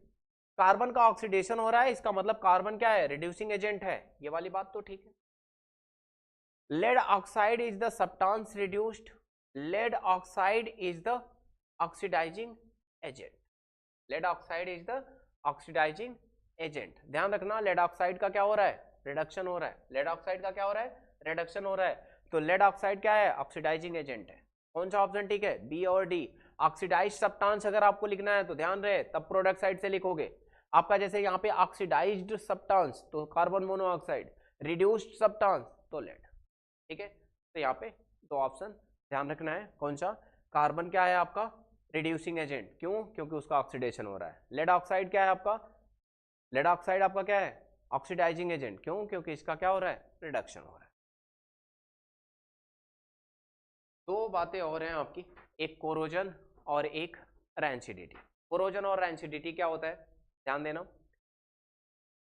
It is a process of slow and gradual conversion of metal into compounds by the attack of air and moisture present in the atmosphere। मतलब जब मेटल आपके क्या होते हैं बहुत लॉन्ग टाइम तक ऐसे नेचर में खुले पड़े रहते हैं, तो वहां पे जो एयर में प्रेजेंट मॉइस्चर है, ठीक है, मॉइस्चर और एयर से रिएक्शन, एयर का मतलब ऑक्सीजन, क्या हो जाती है, उनकी अपर सरफेस ऑक्सीडाइज हो जाती है, और इस ऑक्सीडेशन के बाद जो भी कंपाउंड बनता है हम उसको क्या बोलते हैं, इस प्रोसेस को कोरोजन बोलते हैं। ये बहुत स्लो प्रोसेस है, ठीक है। आयरन के केस में जब आयरन का कोरोजन होता है, तो आयरन के कोरोजन के केस में हम इसको क्या बोलते हैं, रस्टिंग बोलते हैं। ध्यान रहे नाम, आयरन के केस में हम क्या बोलते हैं, रस्टिंग बोलते हैं। और रस्ट का जो फॉर्मूला होता है वो होता है आपका क्या, iron oxide Fe2O3 into XH2। ये जो X है ना, ये वेरिएबल इसलिए रखा गया है, वो डिपेंड करता है वहां एयर में प्रेजेंट मॉइस्चर पे। ये X का जो नंबर है वो वेरी करता है, यानी एटमॉस्फेयर टू एटमॉस्फेयर या प्लेस टू प्लेस, ठीक है। जहां एयर में मॉइस्चर ज्यादा होगा वहां पे रस्टिंग में वाटर मॉलिक्यूल का नंबर ज्यादा होगा, और जहां पे कम होगा वहां पे कम होगा, ठीक है। ये जो रस्ट होती है ना, ये ब्राउन सब्सटेंस होता है, ठीक है, ब्राउन फ्लैकी सब्सटेंस। बात समझ आई? ये जो रस्ट होती है वो कैसा होता है, ब्राउन फ्लैकी सब्सटेंस। अब आपको ध्यान रखना है यहाँ पे क्या क्या, कि रस्ट लगने के या कोरोजन होने के क्या क्या फैक्टर्स थे। एक तो आपका H2O यानी मॉइस्चर का होना, दूसरा एयर, एयर का मतलब होता है क्या, O2 का होना। अगर इन दोनों चीजों में से कोई भी चीज अगर क्या होती है, अब्सेंट होती है, तो वहां पे कोरोजन नहीं होगा। ध्यान रहे, जैसे अगर सपोज करो H2O है और एयर नहीं है, यानी O2 नहीं है, तब भी नहीं होगा। और अगर सपोज करो मॉइस्चर नहीं है, केवल ड्राई ऑक्सीजन है, तो भी नहीं कोरोजन होगा। दोनों चीजें जब एक साथ होती हैं तभी क्या होता है, कोरोजन होता है। अब आपको एक बात और समझनी है, कोरोजन से बचने के क्या क्या उपाय हो सकते हैं, ठीक है। तो ये बात आपको एक एक वर्ड में समझना, क्योंकि ये क्वेश्चन पूछा जाता है आपसे। पहला होता है क्या, ऑयलिंग कर देना, ठीक है। दूसरा क्या, ग्रीसिंग कर देना, और एनोडाइजिंग, और galvanising, galvanising, oiling, greasing, anodising, galvanising, और क्या, एलॉइंग, ठीक है। इन सारे पॉइंट्स को सही से समझ लो। ऑयलिंग क्या होता है, कि जब मेटल सरफेस को अगर हम ऊपर क्या रख दें, ऑयल रख दें, या ऑयल में डिप करके रख दें आयरन को, तो उस पर रस्ट नहीं लगती। क्यों? क्योंकि ऑयल क्या करता है, एक एयर रेजिस्टेंट लेयर बनाता है, यानी एयर को अलाउ ही नहीं करता, और जब एयर जाएगी ही नहीं तो रस्टिंग नहीं होगी। ग्रीसिंग, ग्रीसिंग भी ऑयलिंग जैसा ही है, ठीक है। पेंटिंग, पेंटिंग में हम क्या करते हैं, एयर रेजिस्टेंट लेयर लगा देते हैं, पेंट कर देते हैं, जिससे एयर डायरेक्ट कांटेक्ट नहीं होता मेटल से, और इस तरह से क्या होता है, हमारा बच जाता है मेटल रस्टिंग से। एनोडाइजिंग ध्यान रखना है आपको, एनोडाइजिंग में हम किसी भी मेटल सरफेस पे क्या करते हैं, एल्यूमिनियम की लेयर लगा देते हैं। दो मेटल होते हैं, एक एल्यूमिनियम और एक जिंक। एल्यूमिनियम और जिंक जितना ज्यादा एयर से रिएक्ट करते हैं उतना टफर लेयर बनाते हैं, उतनी थिक लेयर बनाते हैं, यानी मटेरियल की रिएक्टिविटी को कम कर देते हैं। तो जब भी आपको ध्यान रहे कि ऐसे दो मेटल्स हैं, जब उनका क्या होता है, ऑक्सीडेशन होता है, यानी ऑक्साइड की लेयर बनती है, तो वो और स्टेबल होते जाते हैं, और वो है आपका क्या, एल्यूमिनियम और जिंक। तो एनोडाइजिंग में एल्यूमिनियम की लेयर चढ़ा देते हैं मेटल सरफेस पे, गैल्वेनाइजेशन में किसकी, जिंक की, गैल्वेनाइजेशन में किसकी, जिंक की लेयर चढ़ा देते हैं। एलॉइंग क्या होता है, तो एलॉइंग में क्या होता है, जब किसी मटेरियल को हमें कोरोजन से बचाना है, सेव करना है, तो हम उसमें कुछ कंस्टिट्यूएंट एलिमेंट्स मिला देते हैं। जैसे दो मेटल या नॉन मेटल का क्या करते हैं, मिक्सचर बना देते हैं। मिक्सचर बनाने से क्या हो जाता है, उसकी जो मतलब लाइक रस्टिंग की टेंडेंसी होती है या रिएक्टिविटी हो जाती है, वो क्या हो जाती है, स्लो हो जाती है। तो ये जितने भी प्रोसेस थे आपके, ये सारे क्या करते हैं, लगाने से मेटल की रिएक्टिविटी क्या हो जाती है, स्लो हो जाती है, यानी रस्टिंग प्रोसेस आपका क्या होता है, स्लो पड़ जाता है, यानी होता ही नहीं है, ठीक है। तो कोरोजन से बचने के आपके क्या हो जाएंगे, ये उपाय हो जाएंगे। अगला टॉपिक है हमारा रैंसिडिटी। रैंसिडिटी क्या होता है, When the food items are kept for long period, the fat and oils present in them got oxidized and their smell and taste change. They become rancid and so the process is called rancid. इसका मतलब ये हुआ ऐसे जितने भी substance जिसमें क्या present होते हैं, फैट और ऑयल प्रेजेंट होते हैं, ऐसे जितने भी सब्सटेंस फूड आइटम्स जिनमें क्या होते हैं फैट और ऑयल्स प्रेजेंट होते हैं, वो एयर के कांटेक्ट में आते ही क्या हो जाता है, उनका ऑक्सीडेशन हो जाता है, ठीक है। और ऑक्सीडेशन होने की वजह से उनका टेस्ट और स्मेल चेंज हो जाता है और इस प्रोसेस को हम क्या बोलते हैं, रैंसिडिटी बोलते हैं, ठीक है। रैंसिडिटी से बचने के क्या क्या उपाय हो सकते हैं, तो एक तो आपका जो आप लोग चिप्स खाते हो, ठीक है, N2 चिप्स जो खाते हो, इसमें नाइट्रोजन गैस फ्लश करी जाती है, फिल की जाती है, क्यों, क्योंकि ये बहुत ही इनर्ट गैस है, ये क्या है, इनर्ट है, अनरिएक्टिव है। इनर्ट का मतलब होता है अनरिएक्टिव है। इसका टेम्परेचर ये कम से कम 700-800 डिग्री सेल्सियस पे जाके तो ये क्या करती है, रिएक्ट करती है, यानी बहुत ही स्टेबल गैस है, यानी इस नॉर्मल एटमॉस्फेरिक टेम्परेचर पे तो ये कभी रिएक्ट ही नहीं करती। इस वजह से क्या करा जाता है, इसे फिलअप किया जाता है ताकि अंदर का प्रेशर जो हो वो एटमॉस्फेरिक प्रेशर से ज्यादा हो, ताकि एयर अंदर एंटर ना करे, और एंटर नहीं करेगी तो फिर वो आपका जो रखा हुआ चिप्स वगैरह है वो क्या होगा, ऑक्सीडाइज नहीं होगा। तो आपको ध्यान रखना है, क्या बताना है कि नाइट्रोजन गैस इस वजह से फिल की जाती है कि नाइट्रोजन इनर्ट गैस है जो प्रिवेंट करती है क्या, मटेरियल के ऑक्सीडेशन होने से, मटेरियल ऑक्सीडाइज नहीं होता, ठीक है। और क्या रख सकते हैं, आप फ्रीज यूज करते हो, यानी टेम्परेचर कम कर दो, क्योंकि एक नॉर्मल टेम्परेचर पे ही कोई रिएक्शन टेक प्लेस करती है, ठीक है, ऑक्सीडेशन प्रोसेस। तो अगर आप क्या करते हो, फ्रीज में चीजों को रख देते हो, टेम्परेचर कम कर देते हो, तो रिएक्शन के चांसेज कम हो जाते हैं, यानी स्लो पड़ जाती है। दूसरी बात, टाइट कंटेनर यूज कर सकते हो। टाइट कंटेनर का मतलब होता है कि एयर एंटर ही ना करे। और क्या कर सकते हो, और जैसे साल्ट यूज कर सकते हो, ठीक है, और शुगर वगैरह, जैसे पिकल वगैरह को बचाने के लिए हम क्या करते हैं, उसमें शुगर रखते हैं, जो कि मॉइस्चर को ही क्या कर लेता है, एब्जॉर्ब कर लेता है, और इस तरह से वो खराब होने से बच जाता है, यानी ऑक्सीडाइज नहीं होता, ठीक है। तो ये आपके क्या हो गए, उपाय हो गए, ज्यादा नहीं, बस एक दो क्वेश्चन देखिए और इसके बाद हम क्लास खत्म करते हैं। पहला क्वेश्चन है, on heating blue coloured powder of copper nitrate in boiling tube, copper oxide, oxygen gas and brown gas x formed. क्या क्या, आपने यहाँ पे कॉपर नाइट्रेट को हीट करा। कॉपर नाइट्रेट क्या होता है, CuNO3 का होल ट्वाइस। आपने इसे हीट कर दिया, हीट करते ही क्या बना आपका, copper oxide, CuO copper oxide, oxygen gas, और क्या बना आपका, ब्राउन गैस X फॉर्म हो रहा है। ध्यान रहे कि जब नाइट्रोट को हीट करते हो आप ना, तो यहाँ पे क्या बनता है, X जो है वो NO2 बनता है, ब्राउन फ्यूम इसी की निकलती है। तो right the balanced chemical equation, आपको यहाँ पे पहले तो केमिकल इक्वेशन बैलेंस करनी है। दूसरा, identify the brown gas X evolved, तो ध्यान रहे क्या बताना आपको, nitrogen dioxide. Identify the type of reaction, कौन सी है, थर्मल डिकम्पोजिशन। बात समझ आई, कौन सी रिएक्शन है ये, thermal decomposition. Lead nitrate solution is added to a test tube containing potassium iodide. ये वही क्वेश्चन है जो मैंने अभी आपको कराया।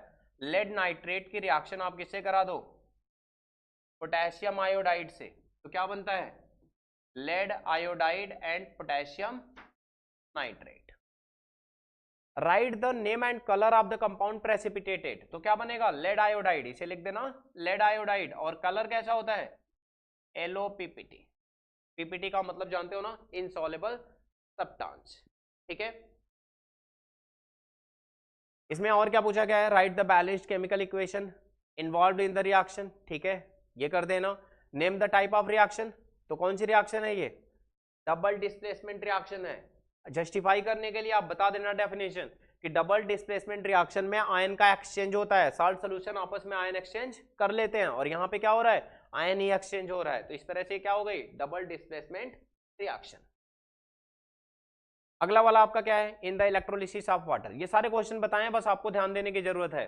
Name the gas collected at cathode and anode, इसका क्या आंसर हो जाएगा, कैथोड पे आपका क्या था, हाइड्रोजन गैस, एनोड पे आपका क्या था, ऑक्सीजन गैस, ठीक है। Why is the volume of the gas collected at anode and cathode double of the other, ठीक है।